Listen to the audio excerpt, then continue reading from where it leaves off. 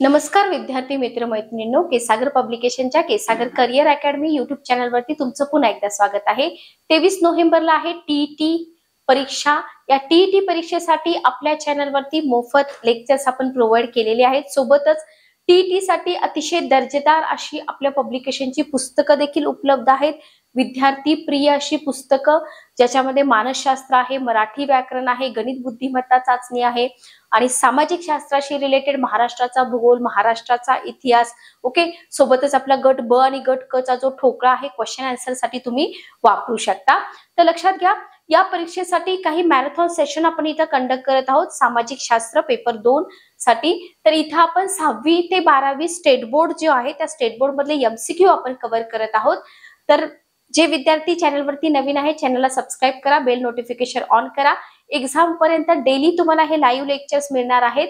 आणि ज्या विद्यार्थ्यांनी अजूनही पुस्तकं परचेस केले नसतील, तुम्हाला वाटत असेल की शेवटच्या दिवसामध्ये आपण रिव्हिजन करूया, तर Maha TET paper 1 paper 2 IBPS pattern, त्याच्यानंतर प्रॅक्टिस क्वेश्चन पेपर, मराठी शब्दसंग्रह अशी भरपूर पुस्तकं आपल्या वेबसाईटवरती अवेलेबल आहेत। तुम्ही आता सध्या तरी परचेस केली पाहिजे दुकानात जाऊन, कारण तुम्हाला पोस्टाद्वारे 8 दिवस लागतं पुस्तकेला। जर तुमच्या प्रमुख सिटीमध्ये पुस्तक विक्रेते असतील तर त्यांच्याकडनं पुस्तक घेऊन नक्कीच तुमचा इथं स्कोर वाढवायचा प्रयत्न करा, ठीक आहे। तर स्टार्ट करूया आपण सेशनला। आजच्या लेक्चर मधला पहिला क्वेश्चन आहे,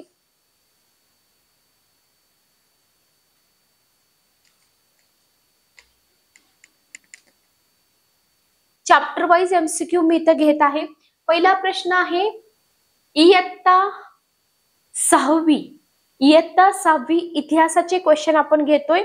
पहिला क्वेश्चन आहे, इतिहास म्हणजे मानवी समाजातील कलह, इतिहास म्हणजे भूतकाळातील घटना, इतिहास म्हणजे मानवी संस्कृतीच्या प्रवासातील घटनांची सुसंगत मांडणी आणि इतिहास म्हणजे भूतकाळातील गुप्त कथा।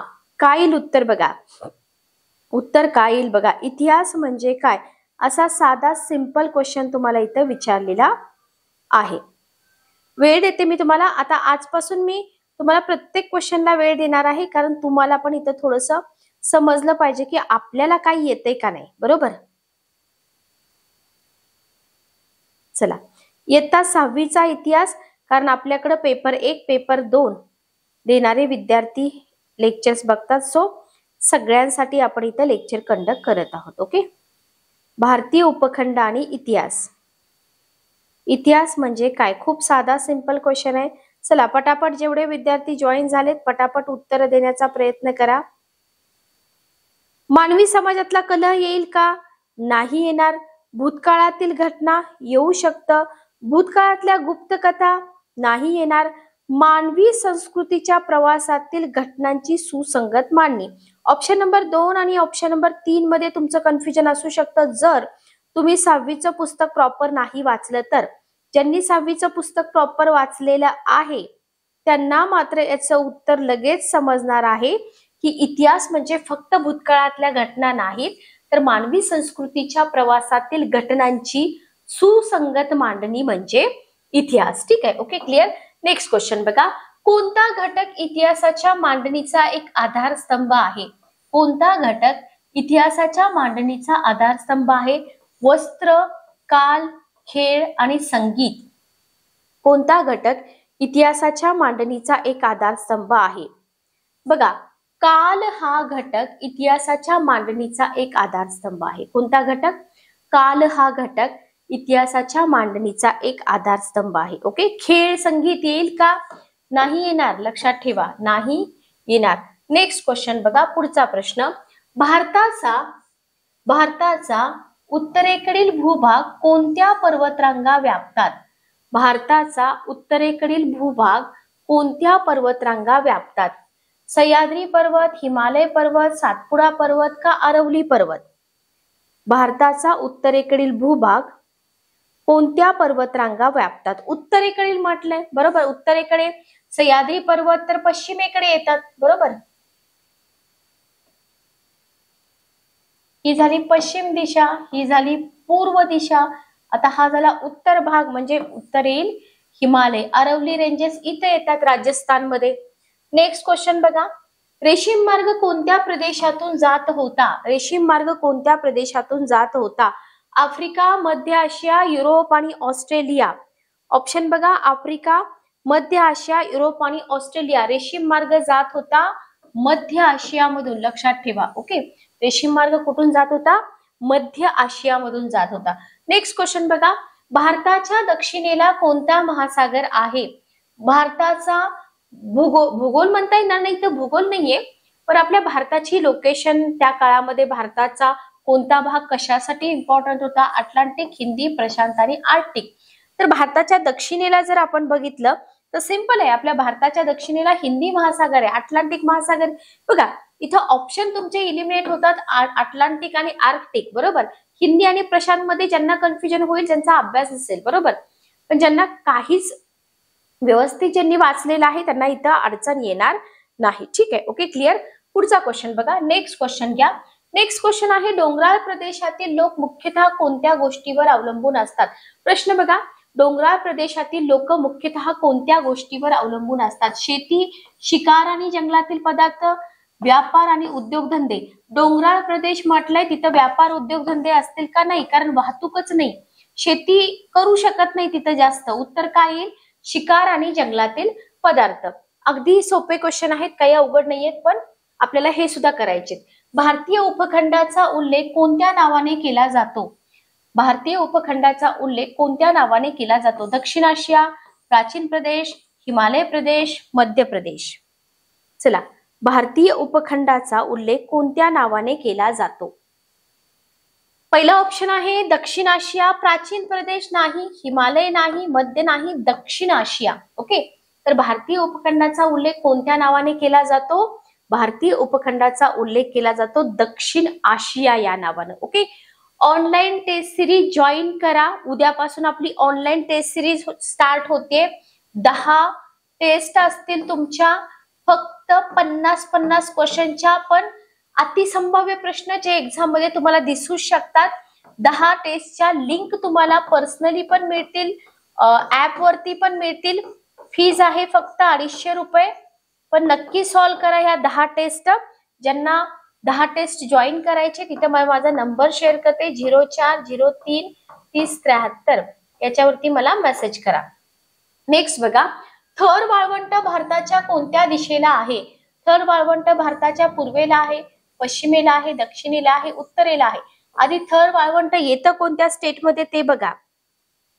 राजस्थान, बरोबर, म्हणजे कुठे येणार? पश्चिमेला येणार, बरोबर. तर थरचं वाळवंट भारताच्या पश्चिमेला आहे. Okay, clear. नेक्स्ट क्वेश्चन बघा, पुढचा प्रश्न, मौर्य साम्राज्याचा समावेश कुठल्या प्रदेशात होता? मौर्य साम्राज्याचा समावेश कुठल्या प्रदेशात होता? हिमालय, सिंधू नदी प्रदेश, दख्खन पठार, समुद्रकिनारी प्रदेश. मौर्य साम्राज्याचा समावेश कुठल्या प्रदेशात होता? आता इथे मी सगळं मौर्य साम्राज्य तुम्हाला शिकवत बसत नाही, कारण आपल्याकडे तेवढा वेळ नाही. 6वीचं पुस्तक तुम्ही वाचलंय असं मी कन्सिडर करते आणि इथे तुम्हाला उत्तरं सांगते. तर दख्खन पठार लक्षात घ्या, दख्खन पठारात समावेश होता, बरोबर. ओके, मौर्य साम्राज्य खूप मोठं होतं, लक्षात घ्या. ओके, नेक्स्ट बघा, आपल्याला काय वाटतं दख्खनचं पठार म्हणजे फक्त आपला महाराष्ट्र? तसं नाहीये. भारताच्या पश्चिम किनाऱ्यालगत कोणता समुद्र आहे? बंगालचा उपसागर, हिंदी महासागर, अरबी समुद्र, अटलांटिक. इथं अटलांटिक इलिमिनेट करा, हिंदी इलिमिनेट करा. उत्तर काय येईल? अरबी समुद्र. बंगालचा उपसागर पूर्वेला आहे, पश्चिमेला नाही. ओके, चला नेक्स्ट क्वेश्चन बघा. पुढचा प्रश्न आहे, सिंधू गंगा ब्रह्मपुत्रा नद्यांच्या खोऱ्यात कोणत्या संस्कृतीचा विकास झाला? सिंधू गंगा ब्रह्मपुत्रा नद्यांच्या खोऱ्यामध्ये कोणत्या संस्कृतीचा विकास झाला? हडप्पा संस्कृती, गुप्त संस्कृती, सातवाहन संस्कृती, विजयनगर संस्कृती. तर बघा इथं तुम्हाला उलटा क्वेश्चन पण विचारला जाऊ शकतो. याचं उत्तर आहे हडप्पा. तर क्वेश्चन विचारला जाईल, हडप्पा या संस्कृतीचा विकास कोणत्या नद्यांच्या खोऱ्यात झाला? सिंधू गंगा ब्रह्मपुत्रा. उत्तर काय येईल? सिंधू गंगा ब्रह्मपुत्रा. नेक्स्ट क्वेश्चन बघा, अफगाणिस्तानातील कोणत्या खिंडीतून व्यापारी मार्ग जात होता? क्वेश्चन बघा, अफगाणिस्तानातील कोणत्या खिंडीतून व्यापारी मार्ग जात होता? पहिला ऑप्शन आहे खैबर खिंड, दुसरा पनामा, तिसरा तुर्क आणि चौथं नील. बरोबर.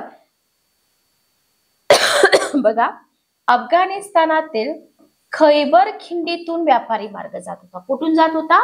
खैबर खिंडीमधून जात होता. ठीक आहे, ओके. नेक्स्ट क्वेश्चन बघा, सह्याद्री पर्वताच्या पश्चिमेला कोणता प्रदेश आहे? सह्याद्री पर्वताच्या पश्चिमेला थरचं वाळवंट आहे, कोकण किनारपट्टी आहे, गंगा मैदान आहे का विंध्य पर्वत आहे? खूप चांगला क्वेश्चन आहे बघा. ओके, इथं झाली तुमची सह्याद्रीची रेंज, बरोबर, सह्याद्रीची रेंज. इथं जर बघितलं आपण, इथं कोकण किनारपट्टी येते, इथं समुद्र येतो, बरोबर, आणि इथं रेन शॅडो एरिया येतो. म्हणजे इथं सह्याद्रीची पश्चिम म्हणजे कोकण किनारपट्टी, बरोबर. थरचं वाळवंट हे येईल का? नाही येणार. सिंपल, साधे सिंपल क्वेश्चन आहेत, लक्षात घ्या. नेक्स्ट क्वेश्चन बघा, भारतीय उपखंडाचा इतिहास शिकताना कोणते भूप्रदेश महत्वाचे आहेत? भारतीय उपखंडाचा इतिहास शिकताना कोणते भूप्रदेश महत्वाचे आहेत? पहिला ऑप्शन आहे फक्त हिमालय, दुसरा ऑप्शन आहे फक्त सिंधू गंगा मैदान, तिसरा ऑप्शन आहे 6 भूप्रदेश, चौथा ऑप्शन आहे फक्त वाळवंट. चला, भारतीय उपखंडाचा इतिहास शिकताना कोणते भूप्रदेश महत्वाचे आहेत? 6 भूप्रदेश महत्वाचे आहेत, लक्षात घ्या. ओके, उत्तर भारतीय मैदान आहे, दख्खनचं पठार आहे. तर हे आपल्याला सगळं इथं अभ्यासावं लागतं.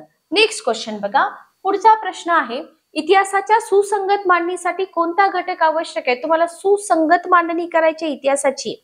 स्थल, बरोबर, स्थल हा घटक आवश्यक आहे. कला, नृत्य, समाज याची काहीही गरज इथं नाही.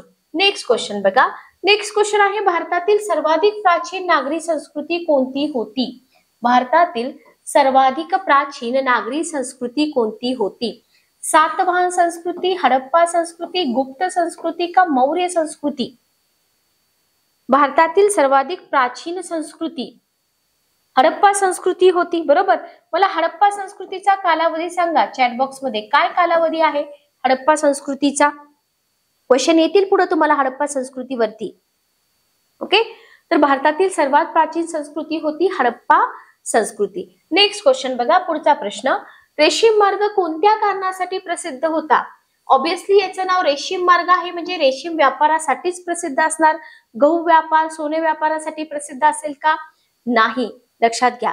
तर हा जो रेशीम मार्ग आहे हा रेशीम व्यापारासाठीच प्रसिद्ध होता. नेक्स्ट क्वेश्चन बघा, समुद्र किनाऱ्यावरील बंदरांचा उपयोग मुख्यतः कशासाठी होत असे? समुद्र किनाऱ्यावरील जी बंदरं होती शेतीसाठी होईल का? नाही, सागरी व्यापारासाठी, बरोबर. ओके, सागरी व्यापारासाठी. नेक्स्ट क्वेश्चन बघा, पहिला टॉपिक आहे, सोपा आहे तरी सुद्धा क्वेश्चन करा. मानवाची जीवन पद्धती कोणत्या गोष्टीवर अवलंबून असते? कला, संगीत, खेळ हे गौण असतात, फक्त हवामानावर अवलंबून असते, लक्षात घ्या. ओके, पुढचा प्रश्न आहे, अंदमान निकोबार बेटे कोणत्या समुद्रात आहेत? आता असे क्वेश्चन इम्पॉर्टंट असतात, लक्षात घ्या. अरबी समुद्र, बंगालचा उपसागर, हिंदी महासागर, प्रशांत महासागर. असंच तुम्हाला लक्षद्वीप बेटांबद्दल पण क्वेश्चन येऊ शकतो. इंदिरा पॉइंट आहे, इंदिरा कोल आहे, बरोबर. तर हे आहेत बंगालच्या उपसागरामध्ये. ओके, अंदमान आणि निकोबार ज्याच्यामध्ये असंख्य बेटांचा समूह आहे. लिटल काय ते लहान अंदमान, मोठा अंदमान वगैरे वगैरे येतं, पण ते काय आपल्यासाठी इतकं डिटेलमध्ये जायची गरज नाही, ते जिओग्राफीमध्ये होऊन जाईल. डोंगराळ प्रदेशातील सुपीक जमीन कशी असते? पुढचा क्वेश्चन घ्या. डोंगराळ प्रदेशातील सुपीक जमीन कशी असते?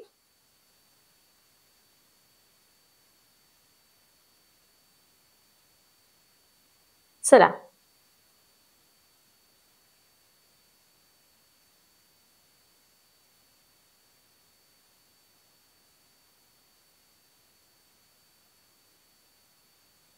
चॅटबॉक्स मध्ये फटाफट उत्तर द्या, वेळ देते मी तुम्हाला. बर, लाईव्ह असणारे विद्यार्थी कमेंट्स मी जास्त घेत नाही, वेळ वाया जातो कमेंट्स मध्ये. हा, फक्त टेस्ट सिरीज जॉईन करणारे विद्यार्थी माझा नंबर शेअर केलेला आहे. अतिसंभाव्य स्टेट बोर्ड टेस्ट सिरीज जी तुम्हाला 100% उपयोगी पडणार आहे, लक्षात घ्या.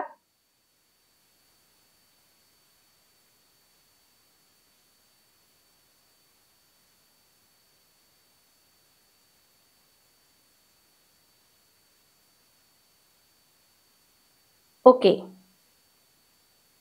अगदी कमी, बरोबर, अगदी कमी. आपल्या या क्वेश्चनचा आन्सर काय आहे?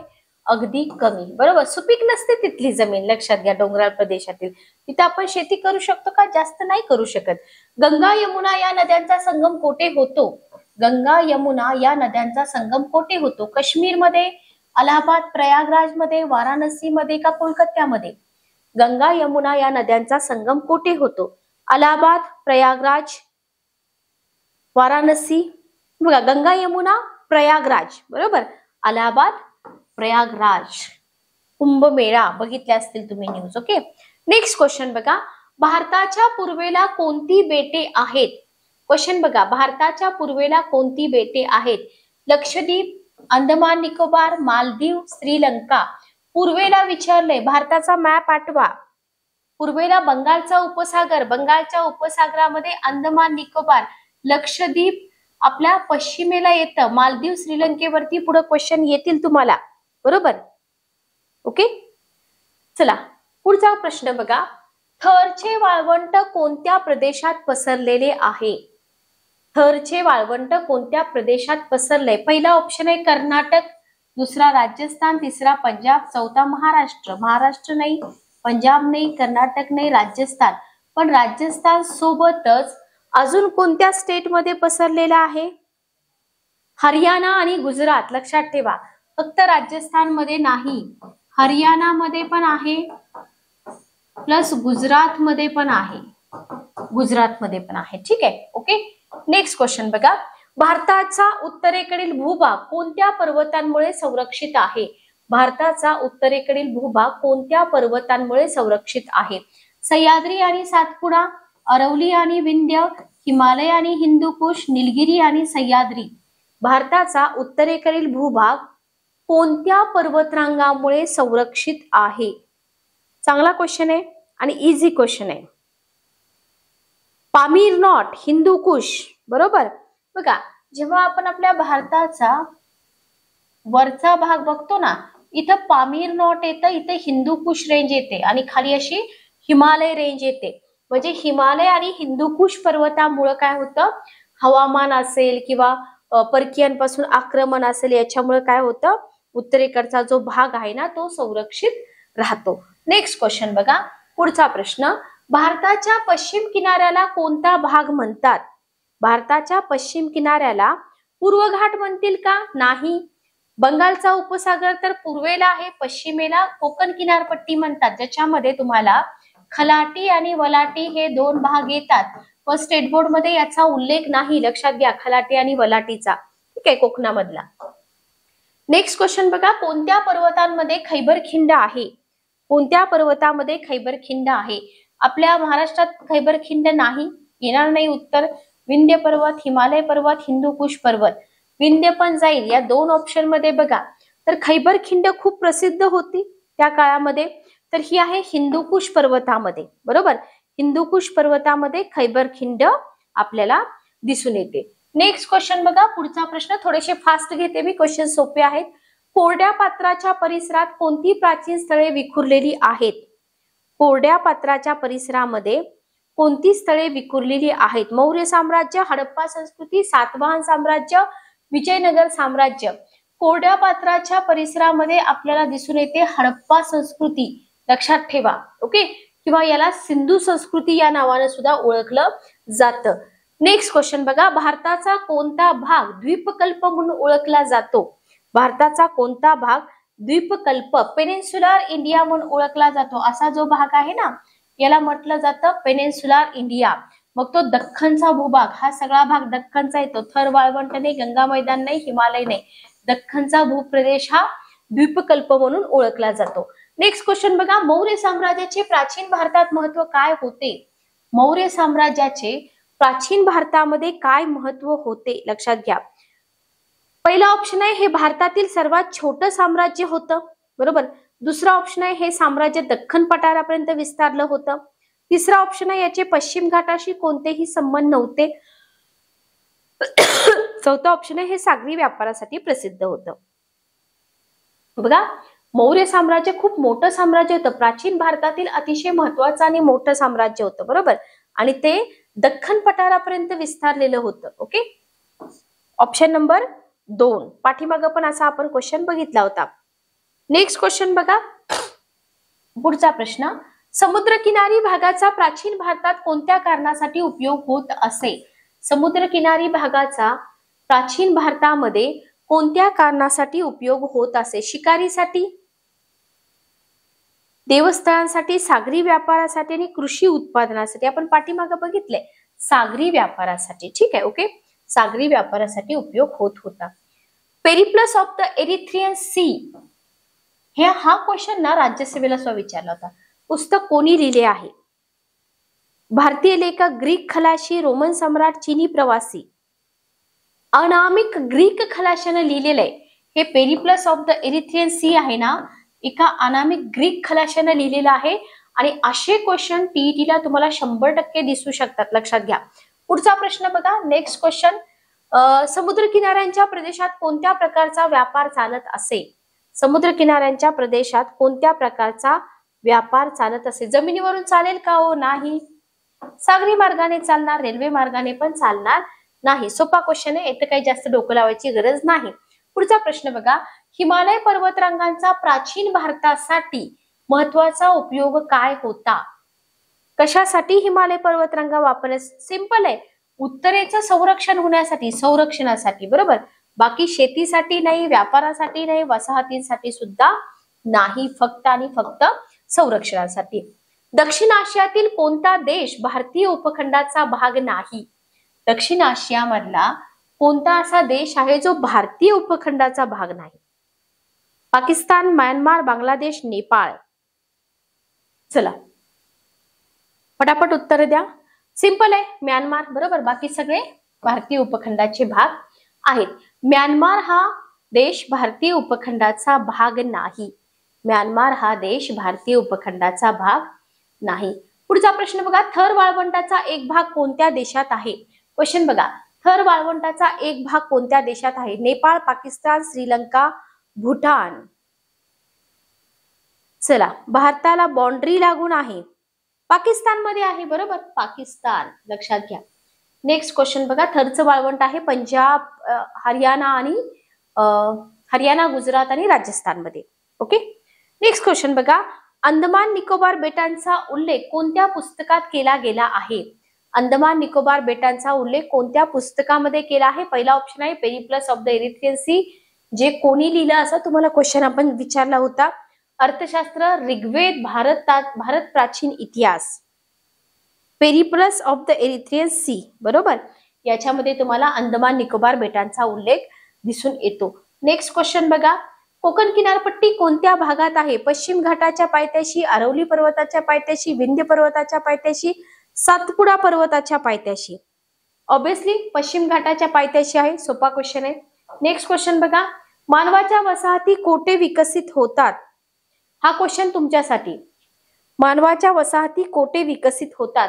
जिथं भौगोलिक साधनांची मुबलकता असते, डोंगराळ भागामध्ये, वाळवंटामध्ये, खारवट जमिनीमध्ये, जिथं भौगोलिक साधनांची मुबलकता असेल तिथंच वसाहती विकसित होतात. ओके. नेक्स्ट क्वेश्चन, पुढचा चॅप्टर आहे चॅप्टर नंबर 2, इतिहासाची साधने. याच्यावरून पण तुम्हाला बरेच क्वेश्चन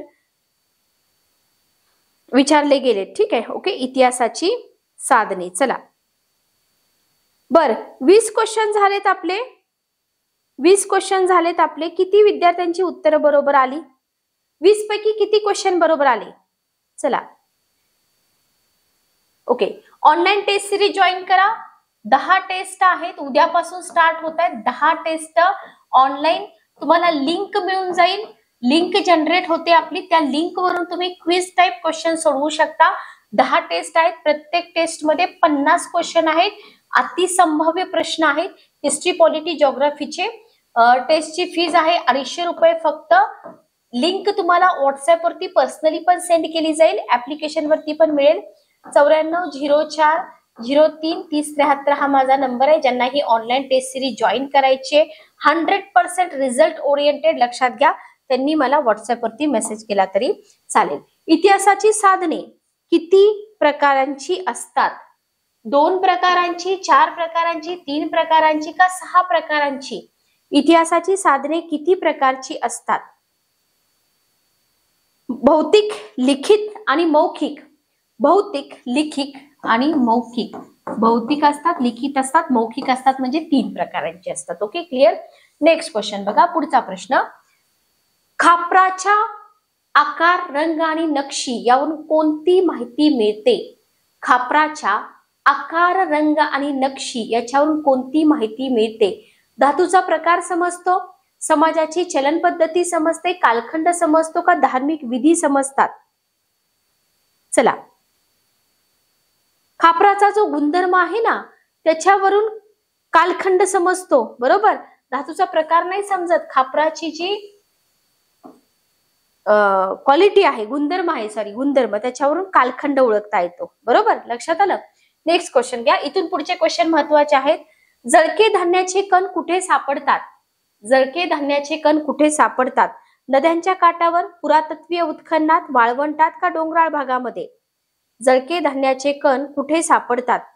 पुरातत्वीय उत्खननामध्ये. ओके, कुठे सापडतात? पुरातत्वीय उत्खननामध्ये जळके धान्याचे कण सापडतात. ठीक आहे. चला, पुढचा प्रश्न बघा. लिखित साधनांत कोणत्या गोष्टीचा समावेश होतो? इतिहासाची जी 3 साधनं आहेत त्याच्यापैकी एक प्रकार आहे लिखित साधन. कोणत्या गोष्टीचा समावेश होतो? दगडी शिल्प, शस्त्र, ताम्रपट आणि शिलालेख आणि नाणी. लिखित साधनांमध्ये कोणत्या गोष्टींचा समावेश होतो? लक्षात घ्या. दगडी शिल्प लिखित नाही, शस्त्र नाही, नाणी नाही. ताम्रपट आणि जे शिलालेख होते ना, ताम्रपट आणि शिलालेख यांचा कशामध्ये समावेश होतो? यांचा लिखित साधनांमध्ये समावेश होतो, लक्षात ठेवा. ओके,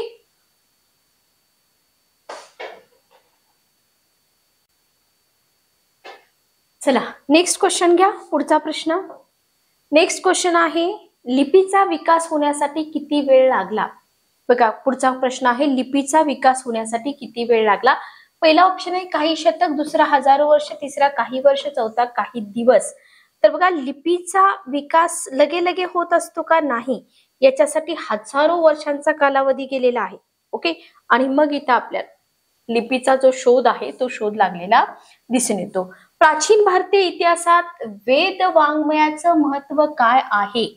प्राचीन भारतीय इतिहासामध्ये वेद वाङ्मय का महत्वाचे आहेत? ते सामाजिक बदल दर्शवते, ते तंत्रज्ञानाचे पुरावे आहेत, नाही येणार. प्राचीन ज्ञान जतन करते, ते फक्त धार्मिक आहे. फक्त धार्मिक म्हणू शकत नाही, प्राचीन ज्ञान जतन करतं, बरोबर. वेद वाङ्मय जे आहेत ना ते काय करतात? प्राचीन ज्ञानाचं जतन करतात, म्हणून ते महत्वाचे आहेत. नेक्स्ट क्वेश्चन बघा. भारताच्या प्राचीन कालखंडाची सुरुवात कोणत्या काळापासून मानली जाते? क्वेश्चन बघा, भारताचा जो प्राचीन कालखंड आहे ना त्याची सुरुवात कोणत्या काळापासून मानली जाते? इसवी सन 100, अश्मयुग, गुप्तकाळ, 15वे शतक. इसवी सन 100, अश्मयुग, गुप्तकाळ आणि 15वे शतक. अश्मयुग, बरोबर. भारताच्या प्राचीन कालखंडाची जी सुरुवात आहे ती अश्मयुगापासून मानली जाते, लक्षात घ्या. Okay, clear. हा, इथं कुठलं 15वे शतक, 100वे शतक, गुप्तकाळ तर नाहीच येणार, लक्षात घ्या. ओके, नेक्स्ट क्वेश्चन बघा. पुढचा प्रश्न आहे तुमच्यासाठी, मौखिक साधनांमध्ये कोणते साहित्य समाविष्ट आहे? प्राचीन नाणी मौखिक असतील का? नाही. वैदिक साहित्य, ताम्रपट, मातीची भांडी नाही. तर वैदिक साहित्य जे आहे ना ते मौखिक साधनांमध्ये समाविष्ट आहे, लक्षात घ्या. कोणते साहित्य? वैदिक साहित्य. ओके, चला पुढचा प्रश्न बघा. पुढचा प्रश्न, पुरातत्वीय उत्खननातून काय सापडते? पुरातत्वीय उत्खननामधून काय सापडते? सध्याची साधनं सापडतात, धार्मिक ग्रंथ सापडतात, प्राचीन वस्तू सापडतात का मौखिक साहित्य सापडते? पुरातत्वीय उत्खननामधून काय सापडते? प्राचीन वस्तू सापडतात, बरोबर. ओके, मौखिक साहित्य सापडेल का? नाही, प्राचीन वस्तू सापडतात, लक्षात घ्या. नेक्स्ट क्वेश्चन बघा. अश्मयुगातील माणसाने भावना कशाद्वारे व्यक्त केल्या? जी लोक आपलं प्राचीन काळ जो आपण अश्मयुगापासून कन्सिडर करतो की नाही, तर अश्मयुगातील माणसाने भावना कशाद्वारे व्यक्त केल्या असं विचारलेलं आहे. लिखाणाद्वारे, चित्राद्वारे, शिलालेखांद्वारे का नाण्यांद्वारे? बघा, त्या काळामध्ये नाणी तर नव्हती, चित्रांद्वारे, गुहा वगैरे होता त्याच्यावरती चित्र काढली जात होती, बरोबर. तर ही जी लोक होती अश्मयुगातली, त्यांनी चित्रांद्वारे आपल्या भावना व्यक्त केल्या होत्या. नेक्स्ट क्वेश्चन बघा. रेशीम मार्ग मुख्यतः कशासाठी ओळखला जातो? पाठीमागे हा क्वेश्चन झालेला आहे, रिपीट आहे. उत्तर आहे रेशीम व्यापारासाठी. इथे जास्त वेळ मी घेत नाही. पुढचा प्रश्न बघा, जो महत्वाचा आहे. ताम्रपटावर कोणत्या प्रकारची माहिती कोरलेली असे? ताम्रपटावरती कोणत्या प्रकारची माहिती कोरलेली असे? पहिला ऑप्शन आहे नाणी, दुसरा ऑप्शन आहे राजाज्ञा आणि दानपत्रे, तिसरा ऑप्शन आहे नद्यांचं वर्णन, चौथा ऑप्शन आहे शस्त्रांची नावे. काय उत्तर बघा लाईव्ह असणारे विद्यार्थी. ताम्रपटावर राजाज्ञा आणि दानपत्रे कोरलेली असत. बरोबर. Okay, clear. पुढचा क्वेश्चन घ्या. वैदिक साहित्य सुरुवातीला कसे जतन करण्यात आले होते? क्वेश्चन बघा, वैदिक साहित्य सुरुवातीला कसं जतन करण्यात आलेलं होतं? कोरीव लेखनाद्वारे, मौखिक परंपरेने, शिलालेखाद्वारे का ताम्रपटांवरती कोरून? बघा क्वेश्चन बघा, वैदिक साहित्य सुरुवातीला मौखिक परंपरेने जतन करण्यात आलं होतं. ओके, कसं? मौखिक परंपरेने. नेक्स्ट क्वेश्चन बघा, इतिहास लिहिताना पुराव्याची छाननी का करावी लागते? जेव्हा इतिहास लिहिला जातो तेव्हा पुराव्याची छाननी का करावी लागते असं विचारले.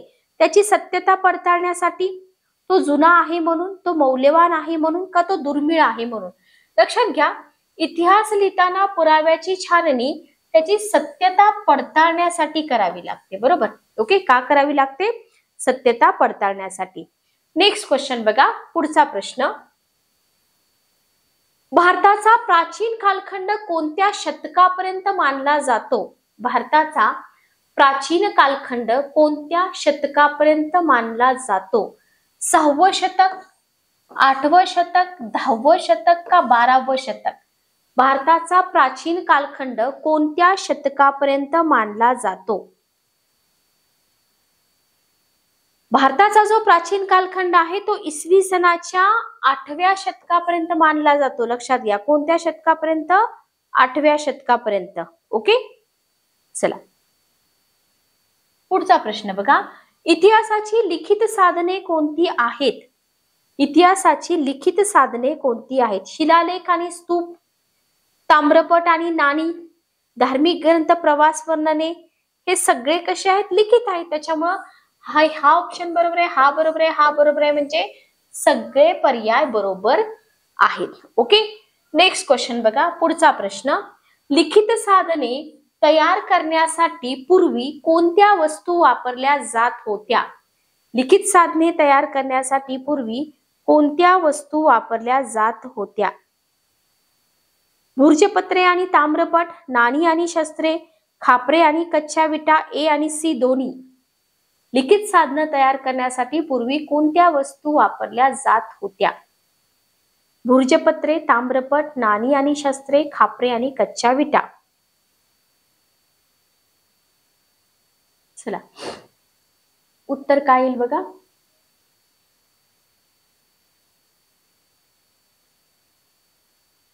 ए आणि सी दोन्ही. बरोबर, ए आणि सी दोन्ही. भूर्जपत्रे, ताम्रपट, खापरे आणि कच्च्या विटा लिखित साधने तयार करण्यासाठी म्हटले. बरोबर. ओके, ए आणि सी. पुढचा प्रश्न बघा. शिलालेखांचा उपयोग कशासाठी केला गेला होता? शिलालेखांचा उपयोग कशासाठी केला गेला होता? प्राचीन नाणी बनवण्यासाठी, राजाज्ञा कोरण्यासाठी, नाटके लिहिण्यासाठी का इमारती बांधण्यासाठी? शिलालेखांचा उपयोग कशासाठी केला गेला होता?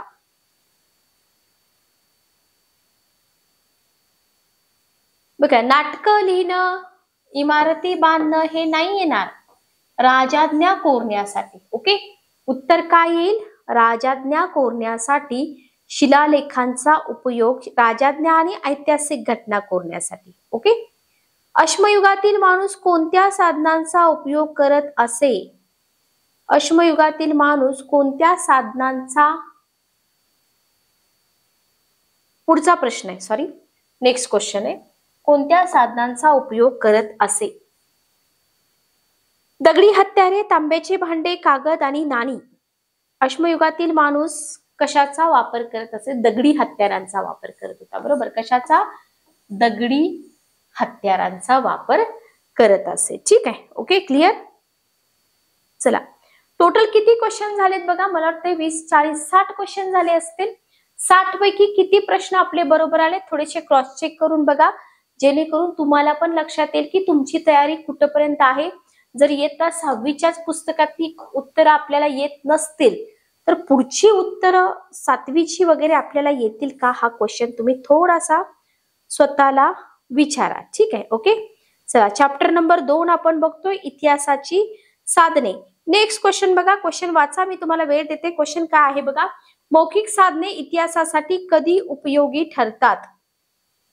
मौखिक साधने कधी उपयोगी ठरतात.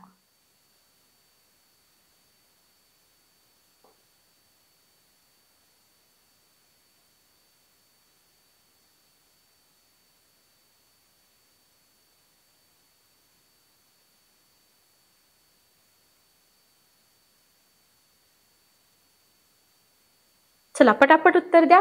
फक्त धार्मिक ग्रंथांसाठी जेव्हा लेखन स्वरूप उपलब्ध नसते तेव्हा, फक्त राजवाड्यांच्या इतिहासासाठी, वैद्यकीय इतिहासासाठी. सिंपल आहे, फक्त धार्मिक ग्रंथच नाही तर जेव्हा लेखन स्वरूप उपलब्ध नसतं ना तेव्हा मौखिक साधने इतिहासासाठी उपयोगी ठरत असतात. लक्षात घ्या. पुढचा प्रश्न बघा, प्राचीन भारताच्या इतिहासाचा कालखंड कशाच्या आधारे ठरवला जातो.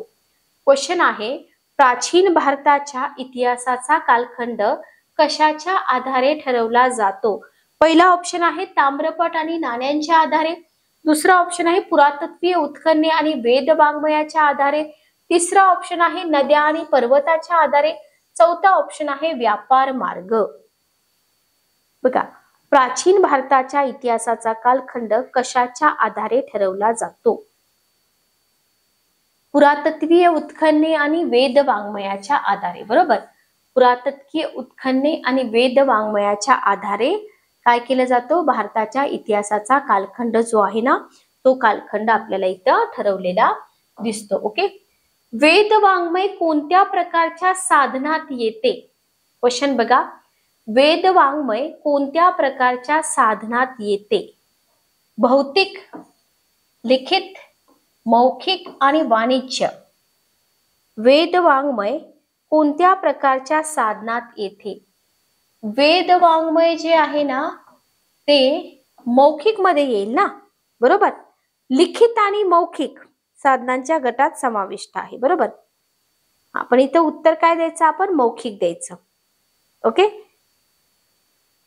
चला, पुढचा क्वेश्चन बघा, ताम्रपटांवर कोरण्यासाठी कोणता धातू वापरला जात असे. ताम्रपटांवर कोरण्यासाठी कोणता धातू वापरला जात असे.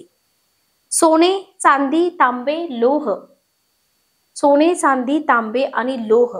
बघा, ताम्रपटांवर कोरण्यासाठी तांबे हा धातू वापरला जात असे. बरोबर, तांबेच लोह असेल का, नाही येणार. बरोबर. चला, पुढचा क्वेश्चन बघा. नेक्स्ट क्वेश्चन तुमच्यासाठी, पुरातत्वीय उत्खननातून मिळणाऱ्या वस्तूंचा उपयोग कशासाठी होतो. पुरातत्वीय उत्खननातून मिळणाऱ्या वस्तूंचा उपयोग कशासाठी होतो. त्या वस्तूंचा व्यापार करण्यासाठी, प्राचीन मानवी जीवन समजण्यासाठी, धार्मिक विधींसाठी, शैक्षणिक साहित्य तयार करण्यासाठी. बघा, पुरातत्वीय उत्खननातून मिळणाऱ्या वस्तूंचा जो उपयोग आहे तो कशासाठी होतो. प्राचीन मानवी जीवन समजण्यासाठी. ओके, कशासाठी होतो, प्राचीन मानवी जीवन जे आहे ना तर ते समजण्यासाठी होतो. नेक्स्ट क्वेश्चन बघा, ताम्रपटांवरील मजकूर कशाने कोरला जात असे. ताम्रपटांवरील मजकूर कशाने कोरला जात असे. दगडी हत्याराने, लाकडी वस्तूने, अणुकुचीदार साधनाने का लोहाच्या वस्तूने. ताम्रपटावरचा मजकूर कशाने कोरला जात असे असा क्वेश्चन तुम्हाला इथं विचारलेला आहे. अणुकुचीदार साधनांनी. बरोबर, कशाने, अणुकुचीदार साधनांनी कोरलेला असे. ताम्रपटावरचा जो मजकूर आहे तो अणुकुचीदार साधनाने कोरलेला असे. नेक्स्ट क्वेश्चन बघा, रामायण आणि महाभारत कोणत्या प्रकारच्या साधनात मोडतात. रामायण आणि महाभारत कोणत्या प्रकारच्या साधनात मोडतात? शिलालेख, मौखिक साहित्य, महाकाव्य, धार्मिक ग्रंथ. रामायण आणि महाभारत कोणत्या प्रकारच्या साधनात मोडतात? शिलालेख, मौखिक साहित्य, महाकाव्य का धार्मिक ग्रंथ? आपल्याला माहितीये धार्मिक ग्रंथ नाहीयेत, प्रकार म्हटलंय महाकाव्यामध्ये मोडतात. ओके, महाकाव्य. अशी सिली मिस्टेक आपल्याकडून होऊ शकतात. ठीक आहे, ओके. चला पुढचा क्वेश्चन आहे, थोडासा रिपीट आहे. इतिहासाची साधने किती प्रकारात विभागली गेलीत? 3 प्रकारामध्ये. तुम्हाला एकतर असे 1, 2, 3 असे देतील किंवा लिहून देतील. हे IBPS TCS पॅटर्न मध्ये असं थोडस शफलिंग केले जातात ऑप्शन. स्तूपांचे महत्व प्राचीन काळात काय होते? क्वेश्चन बघा, स्तूपांचे महत्व प्राचीन काळामध्ये काय होते? संरक्षणासाठी बांधले जात होते स्तूप, धार्मिक स्मारक म्हणून बांधले जात होते, व्यापार केंद्र म्हणून बांधले जात होते का शैक्षणिक स्थळ म्हणून बांधले जात होते? बघा, स्तूपांचं महत्व धार्मिक स्मारक म्हणून बांधले जात होते. बरोबर, स्तूप कशासाठी बांधले जात होते? धार्मिक स्मारक म्हणून. ओके, चला पुढचा क्वेश्चन बघा. पुढचा क्वेश्चन, प्राचीन नाणी कोणत्या साधनांच्या गटात मोडतात? प्राचीन नाणी कोणत्या साधनांच्या गटात मोडतात? मौखिक, भौतिक, लिखित आणि साहित्यिक. प्राचीन नाणी कोणत्या साधनांच्या गटात मोडतात? मौखिक, भौतिक, लिखित का साहित्यिक? याच्यामध्ये मौखिक आणि साहित्यिक इलिमिनेट होऊन जाईल. भौतिक मध्ये मोडतात, लिखित मध्ये पण मोडत नाहीत, भौतिक मध्ये मोडतात. लक्षात ठेवा. बरोबर, चला पुढचा प्रश्न बघा. नेक्स्ट क्वेश्चन, प्राचीन भारतात शास्त्रीय लेखन मुख्यतः कोणत्या विषयांवर होत असे? प्राचीन भारतामध्ये शास्त्रीय लेखन मुख्यतः कोणत्या विषयावर होत असे? राजकीय घटना, दरबारी कामकाज, धार्मिक आणि सामाजिक, तंत्रज्ञान. प्राचीन भारतामध्ये शास्त्रीय लेखन मुख्यतः धार्मिक आणि सामाजिक विषयांवर होत होते. लक्षात ठेवा. कशावरती? धार्मिक आणि सामाजिक विषयांवरती. असे टॉपिक आपल्याला थोडेसे बोरिंग वाटतात, पण एखादा क्वेश्चन जर याच्यावरती विचारला तर मार्क्स जाण्याची शक्यता असते. सो क्वेश्चन आन्सर एकदा तुमच्या नजरेखालून जाऊ द्या, म्हणजे डेफिनेटली याचा तुम्हाला फायदा एक्झाम मध्ये होऊन जाणार आहे. ठीक आहे, ओके. नेक्स्ट क्वेश्चन बघा. रामायण महाभारताचा समावेश कोणत्या साहित्य प्रकारामध्ये होतो? बघा, इथं साहित्य प्रकार म्हटले, उत्तर काय येईल? महाकाव्यामध्ये होतो. बरोबर, महाकाव्य. ओके. नेक्स्ट क्वेश्चन बघा. मौखिक परंपरेतून कोणते साहित्य जतन केले गेले आहे? वैदिक, शिलालेख, नाणी, ताम्रपट. मौखिक म्हटलं की येईल वैदिक साहित्य. बरोबर, वैदिक साहित्य. नेक्स्ट क्वेश्चन बघा. पठणाची परंपरा कोणत्या साहित्याशी संबंधित आहे? पठणाची परंपरा कोणत्या साहित्याशी संबंधित आहे? पहिला ऑप्शन आहे नाणी, दुसरा वैदिक साहित्य, तिसरा प्राचीन वस्तू, चौथा महाकाव्य. पठणाची परंपरा कशाशी संबंधित आहे? वैदिक साहित्याशी संबंधित आहे. लक्षात घ्या, कशाशी संबंधित आहे? वैदिक साहित्याशी संबंधित आहे. ओके, चला नेक्स्ट क्वेश्चन बघा. प्राचीन भारतातील शिलालेख कोणत्या साधनांमध्ये येतात? प्राचीन भारतातील शिलालेख कोणत्या साधनांमध्ये येतात? भौतिक मध्ये येतात का, लिखित मध्ये येतात का, मौखिक मध्ये येतात का, साहित्यिक मध्ये येतात? प्राचीन भारतातील शिलालेख लिखित मध्ये येतात. कशामध्ये येतात? लिखित मध्ये येतात. लक्षात ठेवा. ओके. अश्मयुगीन माणसाने मुख्यतः कशाचा शोध लावला? अश्मयुगीन माणसाने मुख्यतः कशाचा शोध लावला? आग, लिखाण, नाणी, व्यापार. आगीचा शोध लावला. सिंपल क्वेश्चन आहे, आगीचा शोध लावला. Okay, clear. नेक्स्ट क्वेश्चन बघा. पुढचा प्रश्न. ताम्रपटांवर नोंदवलेल्या आज्ञा मुख्यतः कशाशी संबंधित होत्या? राजकीय आदेश, व्यापार मार्ग, तंत्रज्ञान, शैक्षणिक नोंदी. आपण पाठीमागे बघितलंय राजाज्ञा कोरल्या जात होत्या ज्या राजकीय आदेशाशी संबंधित होत्या. बरोबर. ओके, चला, सोपे क्वेश्चन आहेत, 6वीचा इतिहास आहे, बरोबर.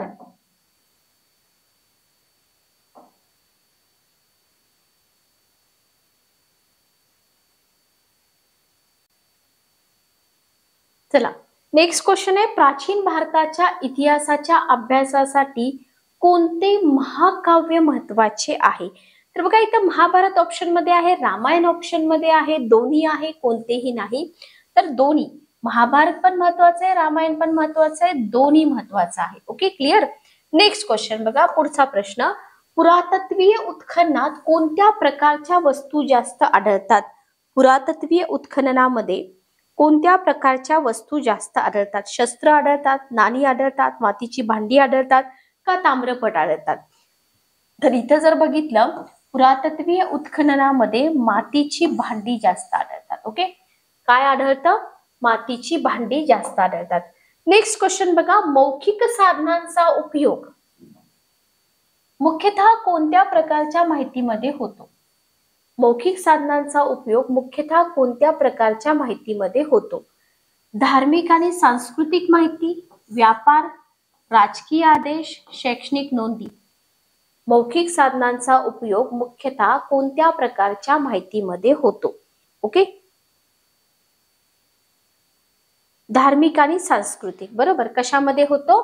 धार्मिक आणि सांस्कृतिक मध्ये. ठीक आहे, क्लिअर. चला, पुढचा प्रश्न बघा, नेक्स्ट क्वेश्चन,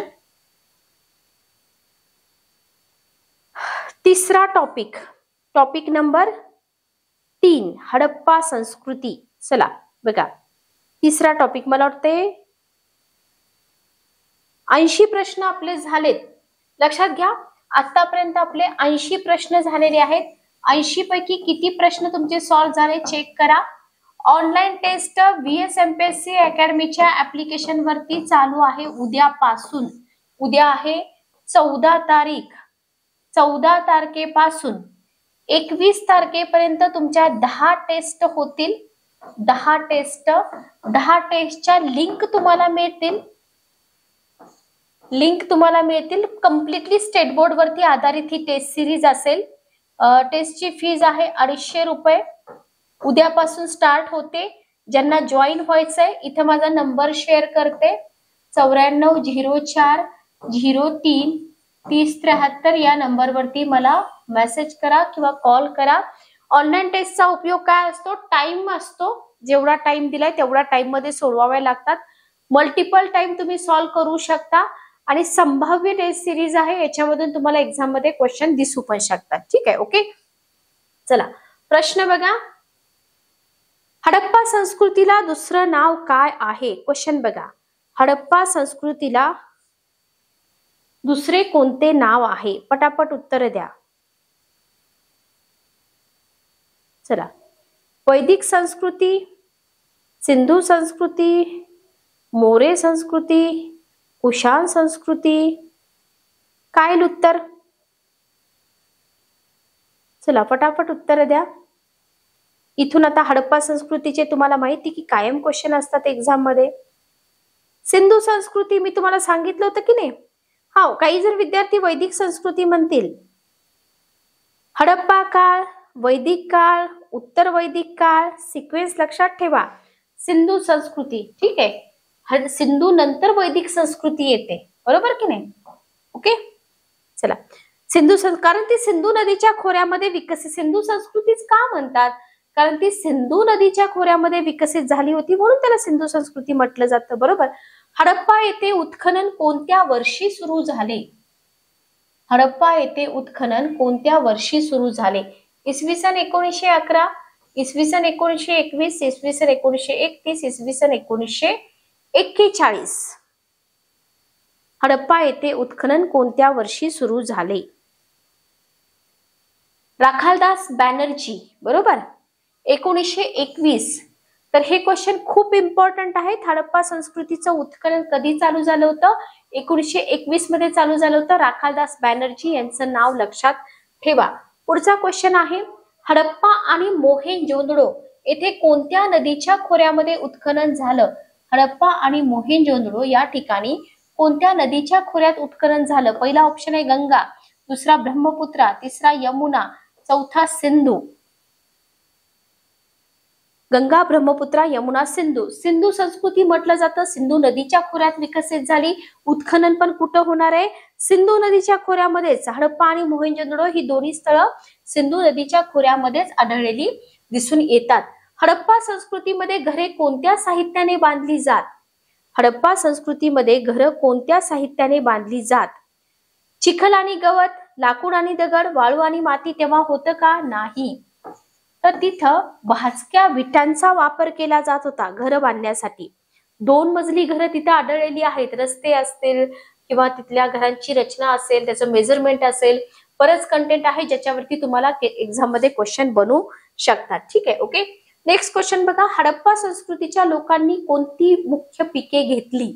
हडप्पा संस्कृतीच्या लोकांनी कोणती मुख्य पिकं घेतली? पहिला ऑप्शन आहे तांदूळ आणि गहू, दुसरा ऑप्शन आहे गहू आणि सातू, तिसरा ऑप्शन आहे मक्याचे आणि हरभऱ्याचे, तिसरा ऑप्शन आहे सोयाबीन आणि मक्याचे. उत्तर काय येईल बघा. हडप्पा संस्कृतीच्या लोकांनी कोणती मुख्य पिके घेतली? चला, गहू आणि सातू लक्षात ठेवा. ओके, फॅक्च्युअल क्वेश्चन आहेत सगळे. गहू आणि सातू ही मुख्य पिकं हडप्पा संस्कृतीमध्ये होती. हडप्पा संस्कृतीच्या शहरांची रचना कशी होती? हडप्पा संस्कृतीची शहरं कशी होती? त्रिकोणी होती, अर्धगोलाकार होती, नियोजनबद्ध होती का अनियमित होती? अनियमित तरी नाही येणार, कारण तिथली लोक खूप सिस्टमॅटिक राहत होते. लक्षात घ्या. रस्ते काटकोनामध्ये छेदत होती आणि शहरं कशी होती? नियोजनबद्ध. जर काटकोनात छेदत असतील तर नियोजनबद्ध म्हटलं जातं. बरोबर, ओके. चला, पुढचा क्वेश्चन बघा. नेक्स्ट क्वेश्चन आहे की हडप्पा संस्कृतीच्या कोणत्या स्थळी सर्वात मोठी गोदी सापडली आहे? हडप्पा संस्कृतीच्या कोणत्या स्थळी सर्वात मोठी गोदी सापडली आहे? मोहेंजोदडो, लोथल, धोलावीरा, कालीबंगन. हडप्पा संस्कृतीच्या कोणत्या स्थळी सर्वात मोठी गोदी सापडली आहे? लोथल, बरोबर, ओके. लोथल या ठिकाणी सर्वात मोठी गोदी सापडलेली आपल्याला दिसून येते. नेक्स्ट क्वेश्चन घ्या. पुढचा प्रश्न. हडप्पा संस्कृतीत कोणत्या प्रकारचे नक्षीकाम असलेली भांडी आढळतात? हडप्पा संस्कृतीमध्ये कोणत्या प्रकारचे नक्षीकाम असलेली भांडी आढळतात? पिवळ्या रंगाची भांडी, लाल रंगाच्या पृष्ठभागावर काळ्या रंगाची भांडी, निळ्या रंगाची भांडी का हिरव्या रंगाची भांडी? लाल रंगाचा पृष्ठभाग आणि त्याच्यावर काळ्या रंगाची नक्षी, बरोबर. अशी भांडी हडप्पा संस्कृतीमध्ये आढळलेली दिसतात. रंग लक्षात ठेवा. लाल रंग पृष्ठभाग आणि काळ्या रंगाची नक्षी. ठीक आहे, ओके, क्लिअर. पुढचा जो प्रश्न आहे तो 2 मार्काला राज्यसेवा पूर्व परीक्षेला विचारला होता की हडप्पा संस्कृतीतील मुद्रा कोणत्या दगडापासून बनवल्या जात? ग्रॅनाइट, संगमरवर, चुनखडी, स्टिटाईट. उत्तर काय आहे? स्टिटाईट, बरोबर. स्टिटाईट या दगडापासून हडप्पा संस्कृतीमधल्या ज्या मुद्रा होत्या ना, त्या मुद्रा बनवल्या जात होत्या. लक्षात ठेवा. पुढचा प्रश्न आहे नेक्स्ट क्वेश्चन. हडप्पा संस्कृतीतील महास्नानगृह कोणत्या स्थळी आढळते? नेहमी कन्फ्युजन हडप्पा आणि मोहेंजोदडो या स्थळांमध्ये होतं, त्याच्यामुळे क्रिस्टल क्लिअर करून घ्या की हे जे ग्रेट बाथ म्हणतो ना आपण, महास्नानगृह, हे लोथल, धोलावीरा तर नाही येणार. उत्तर येईल मोहेंजोदडो. आपल्याला वाटू शकतं हडप्पा, पण उत्तर काय आहे? मोहेंजोदडो. हडप्पा संस्कृतीतील महास्नानगृह किती खोल होते? जे मोहेंजोदडो या ठिकाणी सापडलेलं होतं, किती खोल होते? 1 मीटर, 2.5 मीटर, 5 मीटर का 10 मीटर? हडप्पा संस्कृतीतील महास्नानगृह 2.5 मीटर खोल होतं. लक्षात ठेवा. किती मीटर? 2.5 मीटर खोल होते. ओके.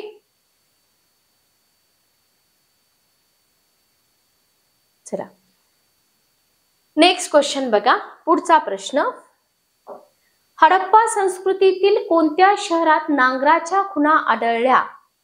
नांगराच्या खुणा म्हणजे शेती, बरोबर. हडप्पा, मोहेंजोदडो, कालीबंगन, लोथल.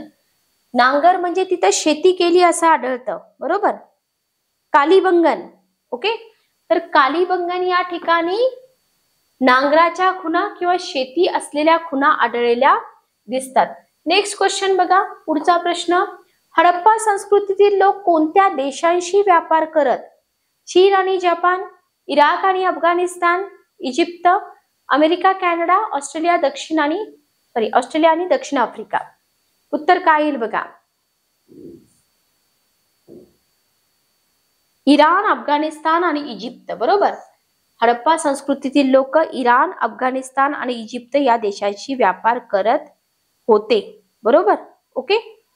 चला पुढचा प्रश्न बघा. उत्खननावरून आपल्याला सांगायचंय की हडप्पा संस्कृतीतील लोक कोणत्या प्रकारच्या वस्त्रांचा वापर करत होती. पहिला ऑप्शन आहे शर्ट आणि पॅन्ट, दुसरा साडी आणि धोतर, तिसरा गुडघ्यापर्यंतचे वस्त्र आणि उपरणं, चौथा जॅकेट आणि टाय. तर बघा हडप्पा संस्कृतीतील लोक जी होती ना ती गुडघ्यापर्यंतचे वस्त्र आणि उपरणे वापरत होती. काय वापरत होती? गुडघ्यापर्यंतचं वस्त्र आणि उपरणं वापरत होती. ओके. हडप्पा संस्कृतीच्या मुद्रांवर कोणत्या प्राण्यांच्या आकृती आढळतात? हडप्पा संस्कृतीच्या मुद्रांवर कोणत्या प्राण्यांच्या आकृती आढळतात? ससा आणि मोर, बैल, म्हैस, हत्ती, गेंडा, सिंह आणि हरण, कुत्रा आणि मांजर. चला काय उत्तर बघा. हडप्पा संस्कृतीच्या मुद्रांवर कोणत्या प्राण्यांच्या आकृती आढळतात?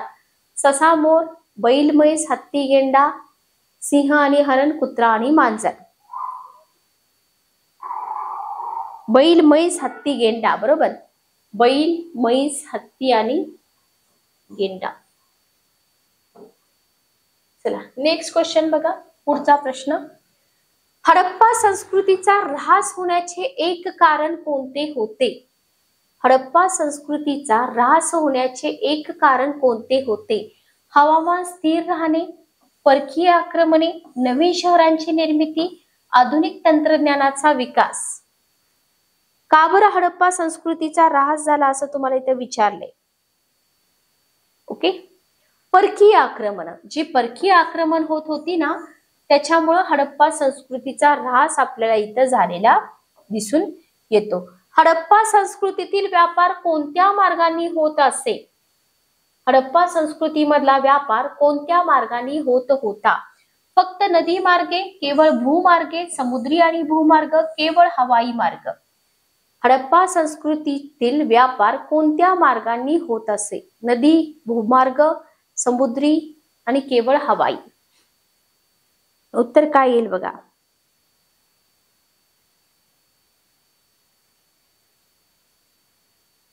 समुद्रमार्गे आणि भूमार्गे. बरोबर. उत्तर असेल समुद्र आणि भूमार्ग. नेक्स्ट क्वेश्चन बघा. हडप्पा संस्कृतीत कोणते मुख्य धान्य घेतले जात होते? हडप्पा संस्कृतीमध्ये कोणते मुख्य धान्य घेतले जात होते? मका, ज्वारी, गहू, सातू, बाजरी. गहू आणि सातू. बरोबर. हडप्पा संस्कृतीमध्ये गहू आणि सातू ही मुख्य धान्य घेतले जात होते. लक्षात आलं. गहू आणि सातू. ओके. नेक्स्ट क्वेश्चन बघा. हडप्पा संस्कृतीच्या लोकांनी कोणता महत्वाचा वस्त्र उद्योग विकसित केला?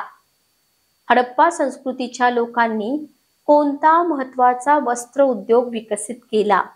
लोकर विणकाम, कापूस विणकाम, रेशीम उद्योग, पॉलिस्टर तयार करणे. जे उत्खननामध्ये मिळालेले पुरावे आहेत त्या पुराव्यांपासून काय कळतं की हडप्पा लोकांनी कापूस विणण्याचा विकास केला होता. म्हणजे उत्तर काय इथं? कापूस विणकाम. एक मिनिट.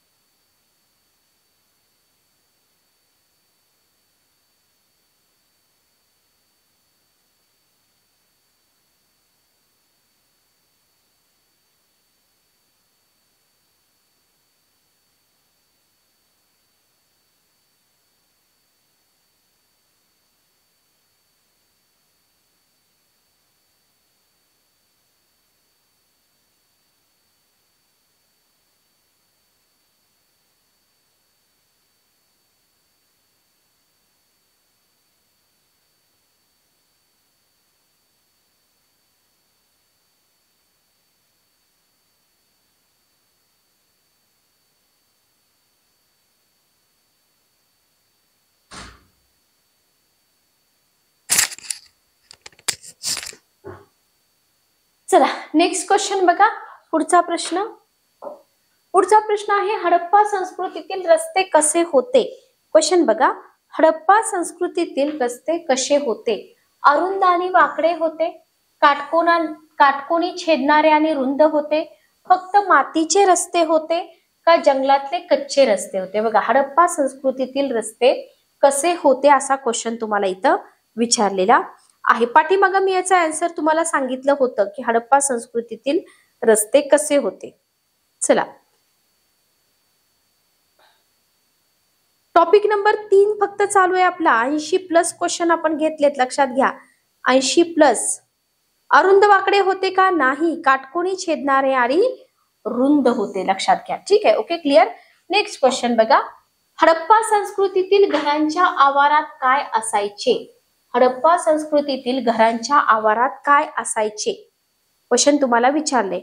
मोठं झाड असायचं, फुलबाग असायची, विहीर आणि स्नानगृहे, शौचालय, पाटीलवाडा तर उत्तर नाही येणार की नाही, इलिमिनेट करू शकता तुम्ही.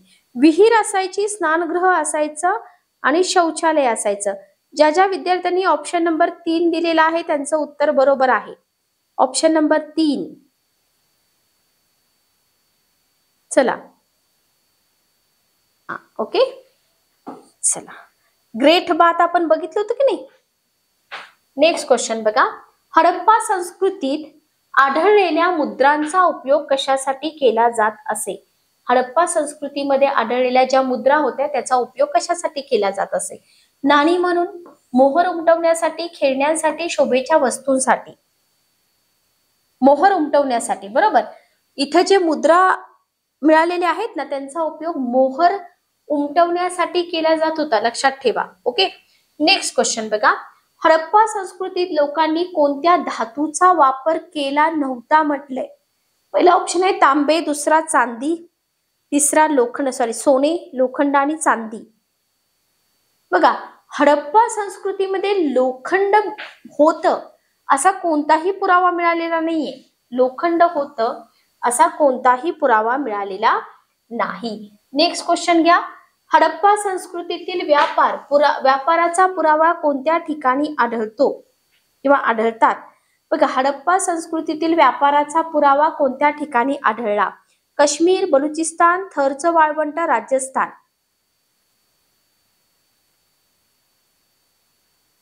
व्यापाराचे पुरावे बलुचिस्तान मध्ये आढळलेत, लक्षात घ्या. Very very IMP important question आहे. बलुचिस्तान मध्ये आढळलेत. ओके. कुठं. बलुचिस्तान मध्ये. ठीक आहे. नेक्स्ट क्वेश्चन बघा. पुढचा प्रश्न. हडप्पा संस्कृतीत कोणत्या धातूपासून अस्त्रशस्त्र तयार केली जात होती. तांबे आणि कांस्य, पोलाद, ॲल्युमिनियम, लोखंड. लोखंड तर तिथं नव्हतं, बरोबर. उत्तर आहे तांबे आणि कांस्य. हडप्पा संस्कृतीमध्ये तांबे आणि कांस्य यांचा वापर करून काय केलं जात होतं. अस्त्रशस्त्र तयार केली जात होती. Okay clear. नेक्स्ट क्वेश्चन बघा. हडप्पा संस्कृतीतील लोकांचा मुख्य व्यवसाय कोणता होता. फक्त शिकार करत होते, शेती आणि व्यापार करत होते, मासेमारी करत होते का हत्यार निर्मिती करत होते. बघा ती लोकांना शेती पण करत होते आणि व्यापार पण करत होते. व्यापाराचे पुरावे आपल्याला बलुचिस्तान मध्ये मिळालेले आहेत. शेती आणि व्यापार दोन्ही करत होते, बरोबर. चला नेक्स्ट क्वेश्चन बघा. हडप्पा संस्कृतीत मिळालेली शिल्पे कोणत्या धातूपासून बनवलेली आहेत. हडप्पा संस्कृतीमध्ये मिळालेली शिल्प. लोखंड तर नव्हतं, आपण पाठीमागं बघितलं. तांबे आणि कांस्य धातूपासून शस्त्र आणि इतर काही वस्तू ज्या होत्या त्या निर्माण केल्या जात होत्या. कशापासून. तांबे आणि कांस्य.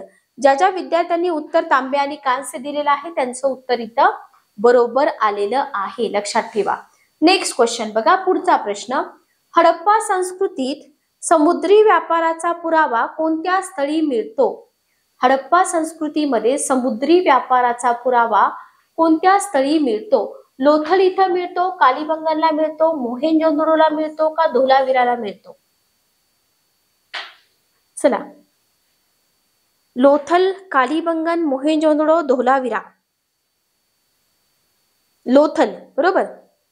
लोथलला मोठी गोदी सापडलीये आणि तिथून काय म्हणू शकतो की समुद्री व्यापार होत असते, म्हणजे इथून आपल्याला पुरावे मिळालेले दिसून येतात. नेक्स्ट क्वेश्चन बघा, हडप्पा संस्कृतीतील व्यापार कोणत्या समुद्राच्या किनाऱ्यावरून होत होता? अटलांटिक महासागर, प्रशांत महासागर, हिंदी आणि अरबी. अटलांटिक प्रशांत दोन्ही इलिमिनेट होतील, हिंदी आणि अरबी समुद्र दोन ऑप्शन तुमचे राहतील. उत्तर आलं अरबी समुद्र. Okay, clear. चला नेक्स्ट क्वेश्चन बघा, पुढचा प्रश्न, हडप्पा संस्कृतीत कोणत्या कारणामुळे स्थलांतर झाले? हडप्पा संस्कृतीमध्ये कोणत्या कारणामुळे स्थलांतर झालं? नव्या संस्कृतीचा प्रभाव, सततचे महापूर आणि पर्यावरणातला बदल, आक्रमण, नवीन शहरांची उभारणी. बघा आक्रमण होत होतं, होत नाही असं नाही, पण जे स्थलांतर झालेलं आहे ना ते सतत महापूर, सिंधू नदी आणि पर्यावरणामध्ये जे बदल होत होते ना त्याच्यामुळे सतत स्थलांतर झालं असं इथं म्हटलं जातं. हडप्पा संस्कृतीतील लोक कोणत्या स्वरूपात देवतांची पूजा करत? विशाल मंदिरे बांधून, मूर्तीपूजा, निसर्गपूजा, राजपूजा, प्रार्थना सभा. हडप्पा संस्कृतीतील लोक कोणत्या स्वरूपात देवतांची पूजा करत? मूर्तीपूजा आणि निसर्गपूजा. बरोबर, मूर्तीपूजा आणि निसर्गपूजा. ओके, हा काही प्रमाणात निसर्गपूजा तर करतच होते, काही प्रमाणामध्ये मूर्तीपूजा पण करत होते. नेक्स्ट क्वेश्चन बघा, पुढचा प्रश्न महाराष्ट्राशी रिलेटेड. हडप्पा संस्कृतीतील कोणते स्थळ महाराष्ट्रात आहे? धोलावीरा, कालीबंगन नाही, लोथल, गुजरात, दायमाबाद या ठिकाणी उत्खनन झालेलं आहे. Maharashtra, Daimabad Maharashtra. Okay, next question बघा, हडप्पा संस्कृतीतील दफन संस्कृतीत कोणता विशेष प्रघात होता? हडप्पा संस्कृतीतील दफन संस्कृतीमध्ये कोणता विशेष प्रघात होता? शव जाळणे, शवाबरोबर मातीची भांडी पुरणे, शव नदीत विसर्जित करणे, समाधी बांधणे. मातीची भांडी पूर्ण, बरोबर, शवाबरोबर. ओके, हा मृत व्यक्तीला पुरताना त्याची मातीची भांडी पुरायची प्रथा होती. ओके, नेक्स्ट क्वेश्चन बघा, पुढचा प्रश्न, हडप्पा संस्कृतीतील घरं कोणत्या वैशिष्ट्यांमुळे प्रसिद्ध होती? सेंद्रिय साहित्य वापरून बांधलेली, विटांच्या मजबूत भिंती, स्नानगृहे, शौचालये असलेली, उंच मनोरे, प्रशस्त सभागृह नाही, संगमरवर कुठेही वापरलं जात नव्हतं. उत्तर आलं विटांच्या मजबूत भिंती, स्नानगृह आणि शौचालय. Okay, clear. चला नेक्स्ट क्वेश्चन बघा, हडप्पा संस्कृतीतील नगरांचे किती प्रमुख विभाग असत? एक विभाग, दोन किंवा अधिक, 7 आणि 4.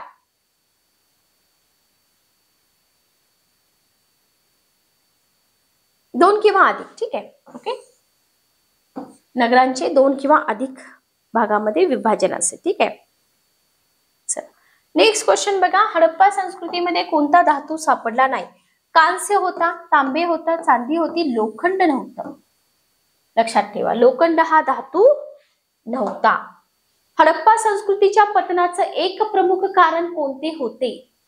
हडप्पा संस्कृतीच्या पतनाचे एक प्रमुख कारण कोणते होते? लक्षात ठेवा, अनियमित शासन व्यवस्था, सत्तेचा गैरवापर, पर्जन्यमान कमी होणे, नद्यांची कोरडी पडणे, पात्र, नवीन तंत्रज्ञानाचा विकास. उत्तर काय येईल बघा, पर्जन्यमान कमी होणं, नद्यांची पात्र कोरडी पडणं. बरोबर. ओके, महापूर हे ऱ्हासाचं कारण होतं, लक्षात घ्या. तसंच हेही कारण होतं. हडप्पा संस्कृतीच्या लोकांनी कोणता वाहतुकीचा मार्ग वापरला नाही? हवाई मार्ग तिथे होता का नाही? भूमार्ग, समुद्र, नदी मार्ग हे वापरला. ठीक आहे. ओके, हडप्पा संस्कृतीने भारतीय संस्कृतीला कोणती मोठी देणगी दिली? चला, हडप्पा संस्कृतीने भारतीय संस्कृतीला कोणती मोठी देणगी दिली? संगीत, नगर रचना आणि सांडपाण्याची व्यवस्था प्रणाली, चित्रकला, मंदिर संस्कृती. नगर रचना आणि सांडपाण्याची व्यवस्थापन प्रणाली. बरोबर. ओके, उत्तर आलं दुसरा ऑप्शन. चला, किती उत्तरं बरोबर आली बघा. तुमची किती उत्तरं बरोबर आली ते बघा. चला, नेक्स्ट क्वेश्चन आहे, वेद वाङ्मयावर आधारलेली संस्कृती कोणत्या नावाने ओळखली जाते? पहिला ऑप्शन आहे सिंधू संस्कृती, दुसरा वैदिक संस्कृती, तिसरा बौद्ध संस्कृती, चौथा मौर्य संस्कृती. तर लक्षात घ्या, जी वेद वाङ्मयावर आधारलेली संस्कृती होती ती सिंधू नव्हती तर वैदिक संस्कृती होती. लक्षात घ्या. Okay, clear. तर सिंधू संस्कृती नंतर आपण वैदिक संस्कृतीचा अभ्यास करतो, उत्तर वैदिक काळ वगैरे, त्याच्यानंतर बुद्धिझम आणि जैनिझम येतं. Okay, clear. लक्षात ठेवा ह्या गोष्टी. नेक्स्ट क्वेश्चन बघा, वेदकालीन सर्वात प्राचीन ग्रंथ कोणता आहे? अथर्ववेद, सामवेद, यजुर्वेद, ऋग्वेद. वेदकालीन ग्रंथ कोणता आहे असं तुम्हाला विचारेल. सर्वात प्राचीन ग्रंथ कोणता? वेदकालीन सर्वात प्राचीन ग्रंथ कोणता? ठीक आहे. ओके, टॉपिक नंबर कितवा आहे बघा हा? टॉपिक नंबर 14 आहे, वैदिक संस्कृती. टॉपिक नंबर 14 वैदिक संस्कृती. ओके, अथर्ववेद, सामवेद, यजुर्वेद, ऋग्वेद. उत्तर काय येईल बघा? उत्तर काय येईल बघा? चला,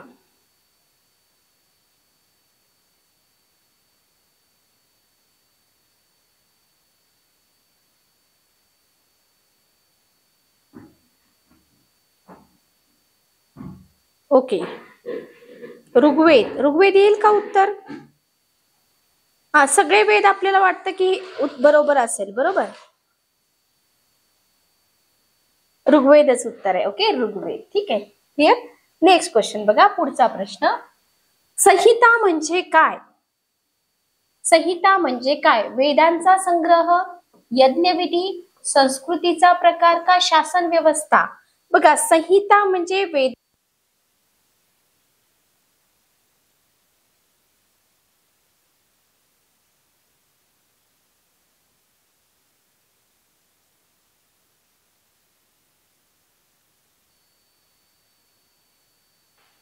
तर क्वेश्चन, पहिला क्वेश्चन आपला काय झाला? पहिला क्वेश्चन आपला होता वेदकालीन सर्वात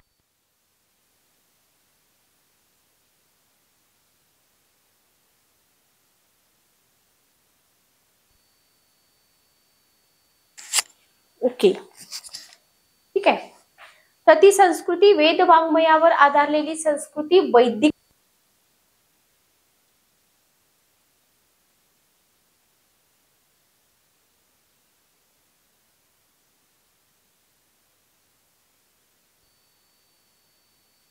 व्हॉइस प्रॉब्लेम झालाय थोडा.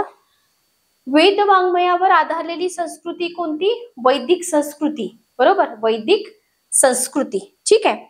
नेक्स्ट क्वेश्चन होता आपला, वेदकालीन सर्वात प्राचीन ग्रंथ कोणता? ऋग्वेद. बरोबर, वेदकालीन सर्वात प्राचीन ग्रंथ ऋग्वेद. संहिता म्हणजे काय? संहिता म्हणजे वेदांचा सार, यज्ञविधी नाही, संस्कृतीचा प्रकार नाही आणि शासन व्यवस्था पण नाही. संहिता म्हणजे वेदांचा संग्रह. बरोबर, ओके, क्लिअर. नेक्स्ट क्वेश्चन बघा, वेद या संज्ञेचा अर्थ काय? वेद म्हणजे गाण का? नाही. वेद म्हणजे शस्त्र का? नाही. वेद म्हणजे ज्ञान. लक्षात ठेवा, वेद म्हणजे काय? ज्ञान. Okay, clear. नेक्स्ट क्वेश्चन बघा, पुढचा प्रश्न. श्रुती म्हणून कोणाला ओळखले जाते? उपनिषदे, ब्राह्मण ग्रंथ, वेद आणि आरण्यके. श्रुती म्हणून कोणाला ओळखले जाते? बरोबर, वेद हे मौखिक पठणाने जतन करण्यात आलेत. लक्षात घ्या, वेद हे मौखिक पठणाने जतन करण्यात आलेत म्हणून त्यांना श्रुती असं पण म्हटलं जातं. काय म्हटलं जातं? श्रुती असं म्हटलं जातं. ठीक आहे, ओके. नेक्स्ट क्वेश्चन बघा, ऋग्वेद संहितेमध्ये काय आहे? ऋग्वेद संहितेमध्ये काय आहे? देवांची स्तुती करणारी सूक्ते आहेत, राजाच्या कर्तव्यांचे मार्गदर्शन आहे, यज्ञविधींचे नियम आहे, औषधीय वनस्पतींची माहिती आहे. बघा, ऋग्वेद हा सर्वात प्राचीन ग्रंथ आहे. बरोबर, तर याच्यामध्ये ऋग्वेद संहितेमध्ये देवतांची स्तुती करणारी सूक्ते आहेत. काय आहे? देवतांची स्तुती करणारी सूक्ते आहेत. बरोबर. यजुर्वेद संहिता काय मार्गदर्शन करते? यजुर्वेद संहिता यज्ञांमध्ये म्हटले जाणारे मंत्र आहेत यजुर्वेदमध्ये. बरोबर. आणि आजच्या सेशन मधला शेवटचा क्वेश्चन, भारतीय संगीताच्या निर्मितीत कोणत्या वेदाचा मोठा वाटा आहे? कशाचा असेल? सामवेदाचा मोठा वाटा आहे. ठीक आहे, ओके.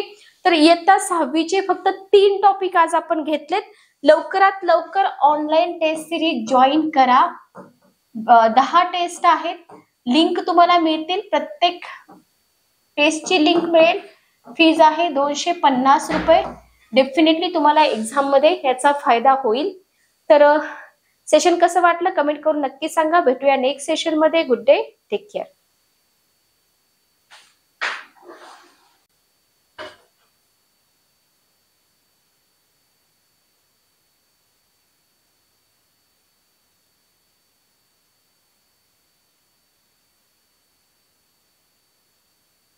चला, नमस्कार विद्यार्थी मित्र मैत्रिणींनो, VSMPSC अकॅडमीच्या लर्निंग प्लॅटफॉर्मवरती तुमचं स्वागत आहे. ओके, तर टीईटी परीक्षा 2025 साठी आपण इथे लेक्चर सिरीज कंडक्ट करत आहोत. VSMPSC अकॅडमी तर्फे लेक्चर सिरीज तुमच्यासाठी पूर्णपणे मोफत आहे. आणि ही जी लेक्चर सिरीज आपण इथं कंडक्ट करतो, या लेक्चर सिरीज वरती आधारित आपण इथं टेस्ट सिरीज पण कंडक्ट करत आहोत. टेस्ट सिरीज आपली VSMPSC अकॅडमी नावाचं जे आपलं ऍप्लिकेशन आहे, VSMPSC अकॅडमी, तर या VSMPSC अकॅडमीच्या ऍप्लिकेशन वरती आपली टेस्ट सिरीज चालू आहे. टेस्ट सिरीज पूर्णपणे 7वी ते 12वी स्टेट बोर्ड, याच्यामध्ये भूगोल, इतिहास आणि तुमचं पॉलिटी, तिन्ही सब्जेक्ट येतील. 20 टेस्ट असतील. ईच टेस्ट 100 क्वेश्चन असतील. लक्षात घ्या, 100 प्रश्नांची एक टेस्ट असेल तुमची. अशा 20 टेस्ट तुम्हाला मिळणार आहेत. आणि या 20 टेस्टच्या बाहेर तुमच्या सामाजिक शास्त्राच्या पेपर मधला एकही क्वेश्चन जाणार नाही, लिहून घ्या. पण आता विद्यार्थी म्हणतात की मॅडम वस्तुनिष्ठ ज्ञानात्मक प्रश्न नको, आकलनात्मक प्रश्न पाहिजेत. लक्षात घ्या, जिओग्राफी असेल, पॉलिटी असेल, इथे जास्त आकलनात्मक प्रश्न तुम्हाला विचारले जात नाहीत. तुम्ही किती केअरफुली स्टेट बोर्डाची पुस्तकं वाचलेत हे तुम्हाला तिथं विचारलं जातं. लक्षात घ्या. सो तुम्हाला काय करायचं आहे, तुम्हाला इथं शक्यतो तर जास्तीत जास्त भर जो आहे ना, तो जास्तीत जास्त भर तुम्हाला स्टेट बोर्डाच्या वस्तुनिष्ठ स्वरूपावरती द्यायचा आहे. जिथपर्यंत मी स्वतः एक्झाम क्वालिफाय केलेली आहे, मी तुम्हाला सांगते. हा, जिओग्राफी मधला काही भाग आहे जो तुम्हाला थोडासा कॉन्सेप्च्युअल क्लिअर करावा लागेल, पण इतका भाग नाहीये की जिथं तुम्हाला ज्ञानात्मक क्वेश्चन जास्त विचारले जातील. ठीक आहे, तेही आपण घेऊया. तर जी आपली 15 तारखेपासूनचे जे सेशन चालू होतील ना, तिथं तुमचे क्वेश्चन थोडेसे डिफिकल्ट लेवलचे राहतील. लक्षात घ्या, आता आपण इझी टू मॉडरेट लेवल घेतोय, पण हीच लेवल तुमच्या एक्झामची आहे. तुम्ही थोडंसं चेक केलं तरी तुमच्या लक्षात येऊन जाईल. ओके, तर बघा इथं आपण ही जी टेस्ट सिरीज आहे, ही टेस्ट सिरीज फक्त 99 रुपयामध्ये देत आहोत. ज्या विद्यार्थ्यांना जॉईन करायचंय त्यांनी डिस्क्रिप्शन बॉक्स मध्ये नंबर दिलाय, 9404033073 हा माझा नंबर आहे. याच्यावरती कॉन्टॅक्ट करू शकता, किंवा डायरेक्ट तुम्ही ऍप्लिकेशनची लिंक दिली, ऍप्लिकेशनच्या लिंक वरती जाऊन 99 रुपयाच्या टेस्ट सिरीजचा कोर्स जो आहे तो परचेस करू शकता. ठीक आहे, PDF पण तुम्हाला तिथं मिळून जातील. ओके, चला तर स्टार्ट करूया आजच्या सेशनला. एकच मिनिट थांबा. जे विद्यार्थी चॅनलवरती नवीन आहे, चॅनलला सबस्क्राईब करा, बेल नोटिफिकेशन ऑन करा, म्हणजे लेक्चरच्या ज्या नोटिफिकेशन आहेत ना, तर त्या लेक्चरच्या नोटिफिकेशन तुम्हाला वेळेवर मिळतील. ओके, चला बघा, आज आपण घेतोय इयत्ता 11वी स्टेट बोर्डाचे हिस्ट्रीचे क्वेश्चन. सगळं हिस्ट्री आपण इथं कव्हर करणार आहोत क्वेश्चन थ्रू, जेणेकरून तुम्हाला काहीच अडचण येणार नाही. पहिला क्वेश्चन वाचा. पहिला क्वेश्चन तुमच्या समोर आहे. फर्स्ट क्वेश्चन बघा. क्वेश्चन तुम्हाला दिलेला आहे की भारतातील ताम्रपाषाणयुगीन संस्कृती कोणत्या 2 धातूंची हत्यारे वापरत होत्या? चला, ऑप्शन नंबर 1 बघा, तांबे आणि दगड. चला, ऑप्शन नंबर 1 तांबे आणि दगड, लोखंड आणि तांबे. ऑप्शन नंबर 2 तांबे आणि दगड. 3 नंबर सोने आणि चांदे, लोखंड आणि दगड. आता इथं ताम्रपाषाण युगीन संस्कृती म्हटलंय, सो ऑप्शन मध्ये तुम्हाला तांबे तर आलं पाहिजे, बरोबर, त्याच्यामुळे हा ऑप्शन गेला. ओके, इथं सोने आणि तांबे आहे, इथं तांबे आहे, इथं पण तांबे आहे, पण इथं सोने तर नसणार आहे, हा ऑप्शन गेला. बरोबर, लोखंड आणि तांबे नाही, तांबे आणि दगड. ठीक आहे, तर भारतातील ताम्रपाषाण युगीन संस्कृती जी होती ना, तर इथं 2 धातूंची, तांबे आणि दगड. आता दगड हा धातू नाहीये, पण जनरली एक क्वेश्चन इथं आपण फ्रेम केलाय, तर तांबे आणि दगडाची हत्यारे इथं वापरत असलेली आपल्याला दिसून येते. ठीक आहे, ओके, क्लिअर. चला पुढचा क्वेश्चन घ्या. नेक्स्ट क्वेश्चन, नागरी हडप्पा संस्कृतीच्या ऱ्हासानंतर काय झाले बघा. नागरी हडप्पा संस्कृतीवरती प्रत्येक वर्षी एखादा तरी क्वेश्चन बनतोच. नागरी हडप्पा संस्कृतीच्या ऱ्हासानंतर काय झाले? नवीन शहरं निर्माण झाली, लोकांना स्थलांतर करावे लागले, व्यापार पूर्णपणे थांबला, नवीन तंत्रज्ञानाचा विकास झाला. काय झालं बघा, नागरी हडप्पा संस्कृतीच्या ऱ्हासानंतर काय झालं? सिंपल आहे ना बघा, जेव्हा नागरी ऱ्हास होईल ना तर नवीन शहरं निर्माण होतील का? नाही. आता व्यापार पूर्णपणे थांबला हे उत्तर इथं वाटू शकतं पण नाहीये. तर लोकांना तिथून स्थलांतर करावं लागलं, ग्रामीण संस्कृतीमध्ये रूपांतर झालं. बरोबर, नागरी ऱ्हास झाला, ग्रामीण संस्कृतीमध्ये ते गेले, त्यांचं स्थलांतर झालं. Okay, clear. नेक्स्ट क्वेश्चन बघा, पुढचा प्रश्न तुमच्यासाठी. उत्तर हडप्पा संस्कृतीतील क्वेश्चन आहे, उत्तर हडप्पा संस्कृतीतील दफनस्थळातील अस्थिकुंभावर कोणती प्रतीके आढळतात? उत्तर हडप्पा संस्कृती दफनस्थळातील अस्थिकुंभावर कोणती प्रतीके आढळतात? पहिला ऑप्शन आहे फुले आणि झाडे, दुसरा ऑप्शन आहे चंद्र सूर्य मासे, तिसरा आहे तलवार आणि ढाल, चौथा आहे घर आणि रथ. उत्तर हडप्पा संस्कृतीतील दफनस्थळांवरील अस्थिकुंभावर कोणती प्रतीक आढळतात? चंद्र, सूर्य, मासे, हरिण आणि मोर. बघा, चंद्र, सूर्य, मासे प्लस इथं हरिण आणि मोर ही प्रतीक आढळलेली दिसून येतात. हरिण प्लस मोर. ठीक आहे, ओके, लक्षात आलं. चला, तर उत्तर काय आलं बघा, फुले आणि झाडे नाही, तलवार आणि ढाल नाही, चंद्र, सूर्य आणि मासे. उत्तर हडप्पा संस्कृती. नेक्स्ट क्वेश्चन बघा, पुढचा प्रश्न. आहाड किंवा बनास संस्कृती कोणत्या राज्यात आढळते? क्वेश्चन नंबर 3, आहाड किंवा बनास संस्कृती कोणत्या राज्यात आढळते? पहिला ऑप्शन आहे गुजरात, दुसरा महाराष्ट्र, तिसरा राजस्थान, चौथा मध्य प्रदेश. आहाड किंवा बनास संस्कृती कोणत्या राज्यामध्ये आढळते?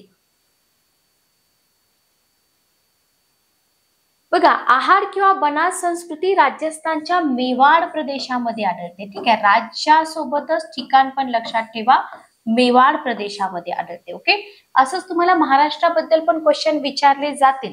पुढचा क्वेश्चन आहे, बालाथल येथील पुराव्यानुसार आहार संस्कृती किती प्राचीन आहे? बालाथल येथील पुराव्यानुसार आहार संस्कृती किती प्राचीन आहे? इसवी सनापूर्वी 2000 वर्ष, इसवी सनापूर्वी 4000 वर्ष, इसवी सनापूर्वी 3000 वर्ष आणि इसवी सनापूर्वी 5000 वर्ष. बालाथल येथील पुराव्यानुसार आहार संस्कृती किती प्राचीन आहे? पुस्तकं वाचावी लागतात याला केअरफुली, तरच उत्तर येतात. तर उत्तर आहे बघा, बालाथल येथील पुराव्यानुसार आहार संस्कृती 4000 वर्ष प्राचीन आहे. किती वर्ष? 4000 वर्ष. पुढचा क्वेश्चन बघा, बालाथल येथील घरांची रचना कोणत्या पद्धतीने बांधलेली होती? बालाथल येथील घरांची रचना कोणत्या पद्धतीने बांधलेली होती? मातीच्या विटांची, इंग्लिश बॉन्ड पद्धत, दगडांची आणि लाकडाची.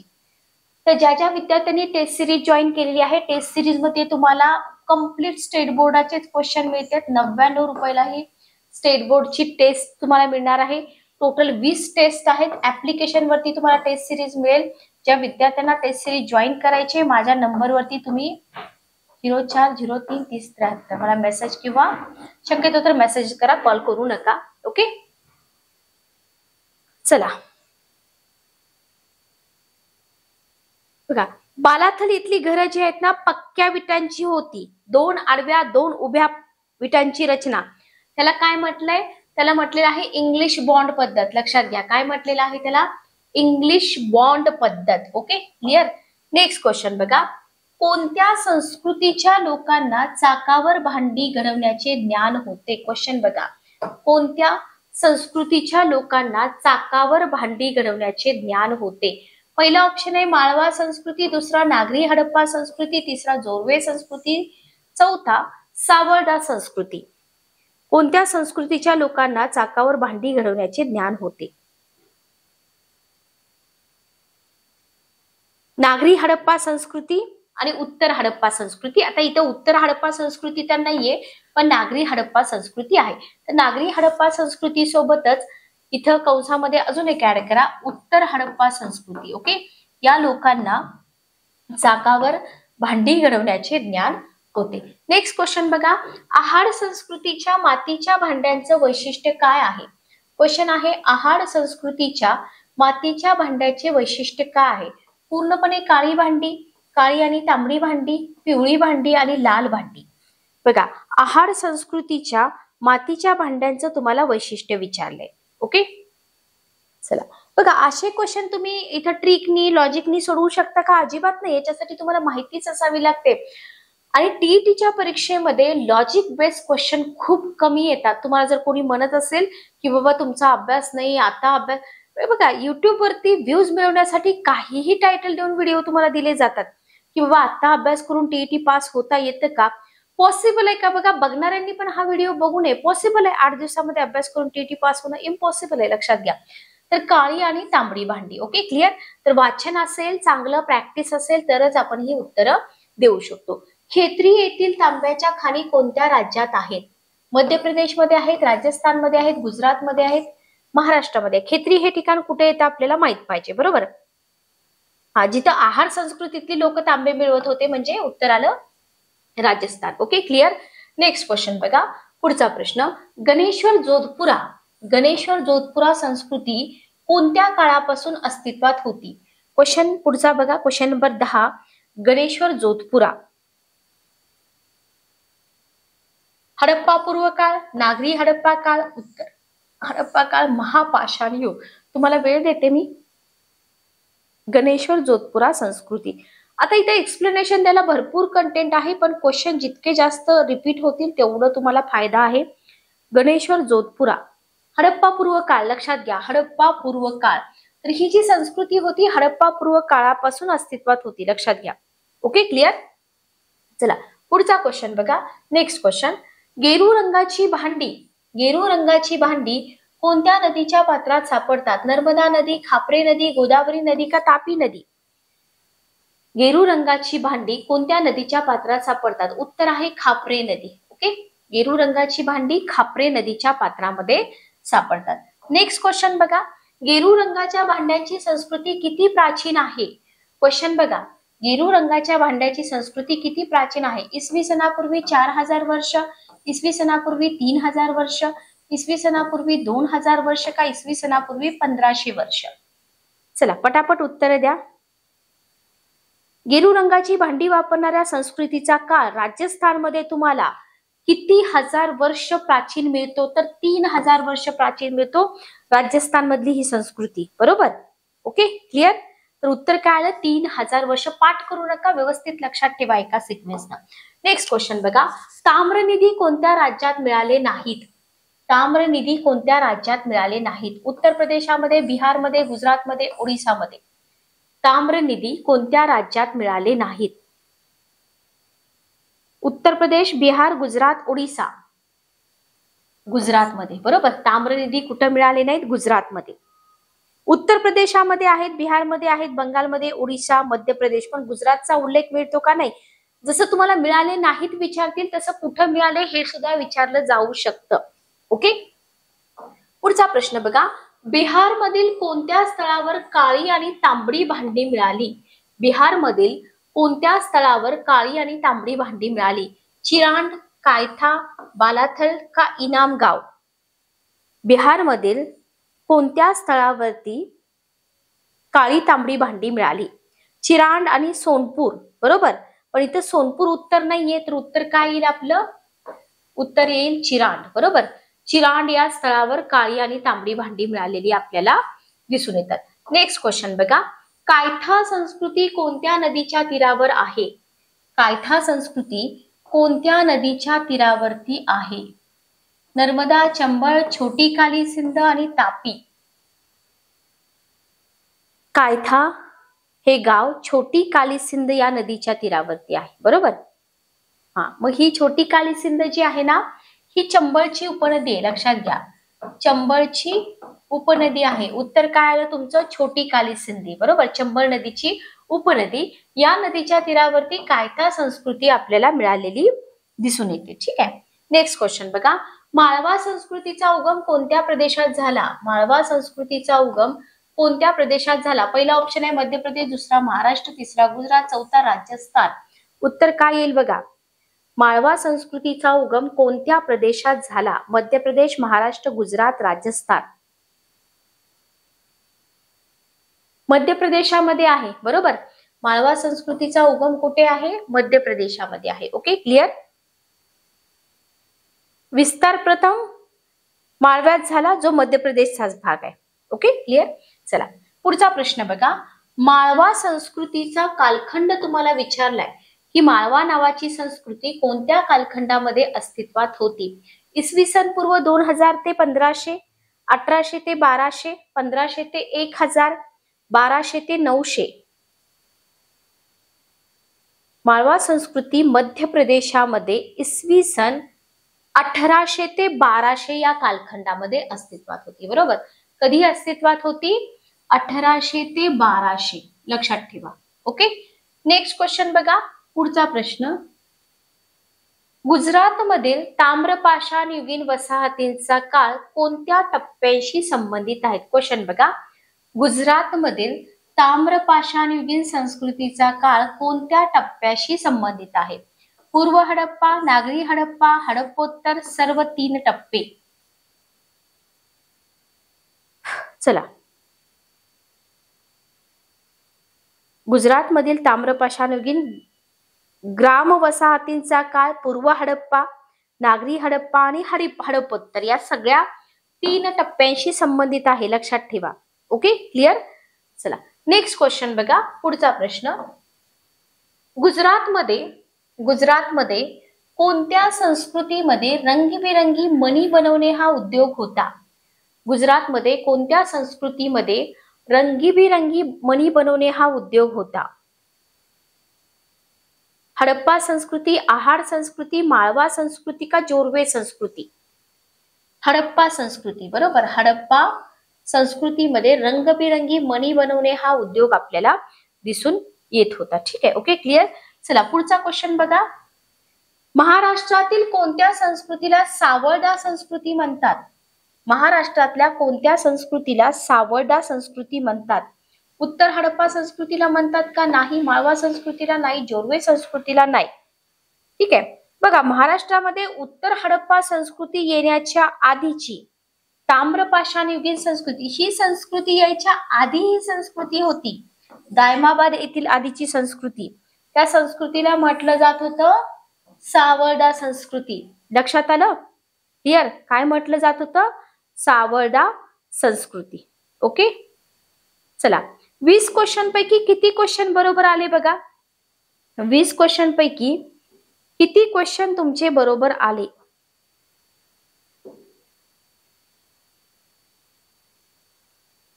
चला पटापट उत्तर द्या. 20 क्वेश्चन पैकी किती क्वेश्चन तुमचे बरोबर आले?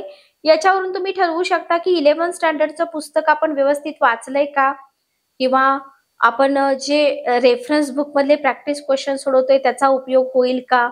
लक्षात ठेवा, स्टेट बोर्ड आणि रेफरन्स बुक मधल्या कंटेंट मध्ये खूप जास्त फरक पडतो.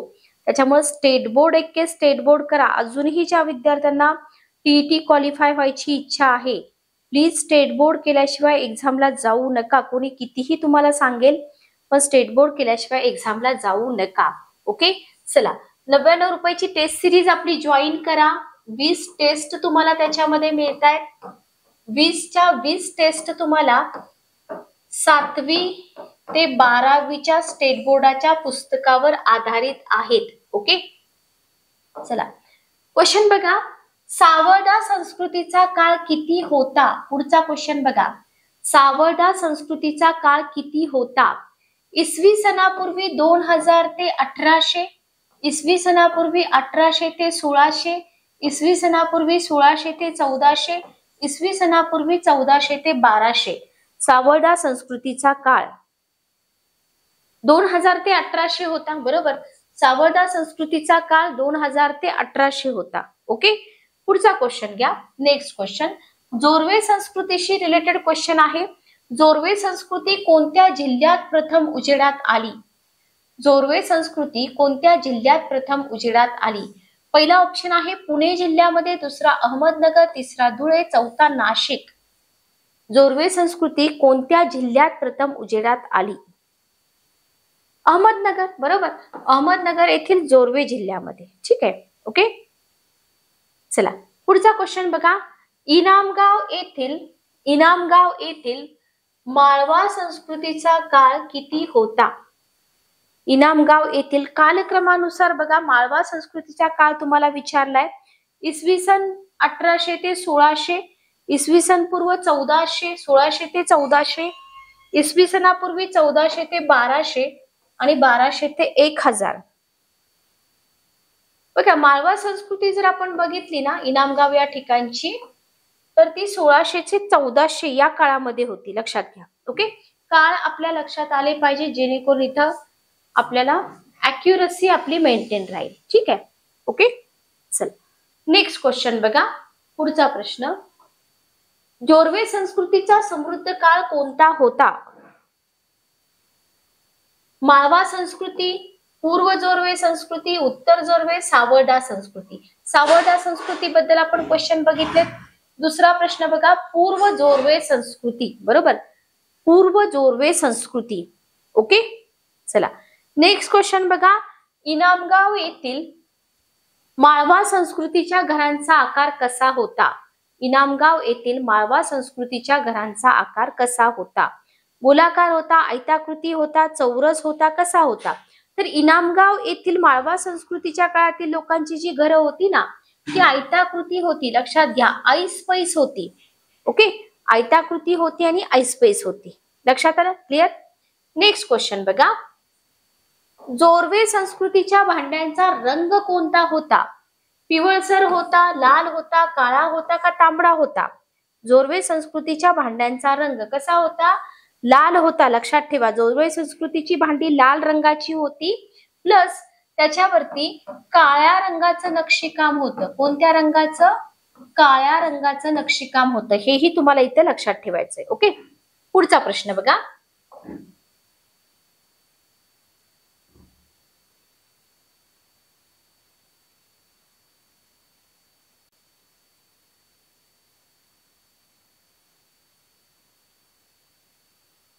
तर बघा अशा पद्धतीने आपण इथे इयत्ता 6वीचे काही क्वेश्चन घेतले आहेत. असेच आपण 7वी, 8वी, 9वी, 10वी, 11वी, 12वी असे एमसीक्यू कंप्लीट करणार आहोत. याच्यासोबतच तुम्ही ऍडव्हान्स म्हणून जे आपले ठोकळे आहेत गट ब आणि गट क चे, त्या ठोकळ्यामधले एमसीक्यू पण तुम्ही सॉल्व्ह करू शकता. त्याचा देखील तुम्हाला नक्कीच उपयोग होईल. आणि मानसशास्त्रासाठी मात्र तुम्ही शशिकांत आनंदाते सरांचं पुस्तक वापरायला विसरू नका. पुस्तकांच्या लिंक तुम्हाला डिस्क्रिप्शन बॉक्समध्ये मिळून जातील, त्याच्यावर तुम्ही पुस्तक परचेस करू शकता. जर तुमच्या काही अडचणी असतील तर तुम्ही पब्लिकेशनच्या नंबरवरती कॉल किंवा मेसेज करू शकता. चॅनलवर नवीन असाल तर चॅनलला सबस्क्राईब करा, बेल नोटिफिकेशन ऑन करा, म्हणजे लेक्चरच्या नोटिफिकेशन वेळेवर मिळतील. भेटूया नेक्स्ट सेशन मध्ये. Good day, take care.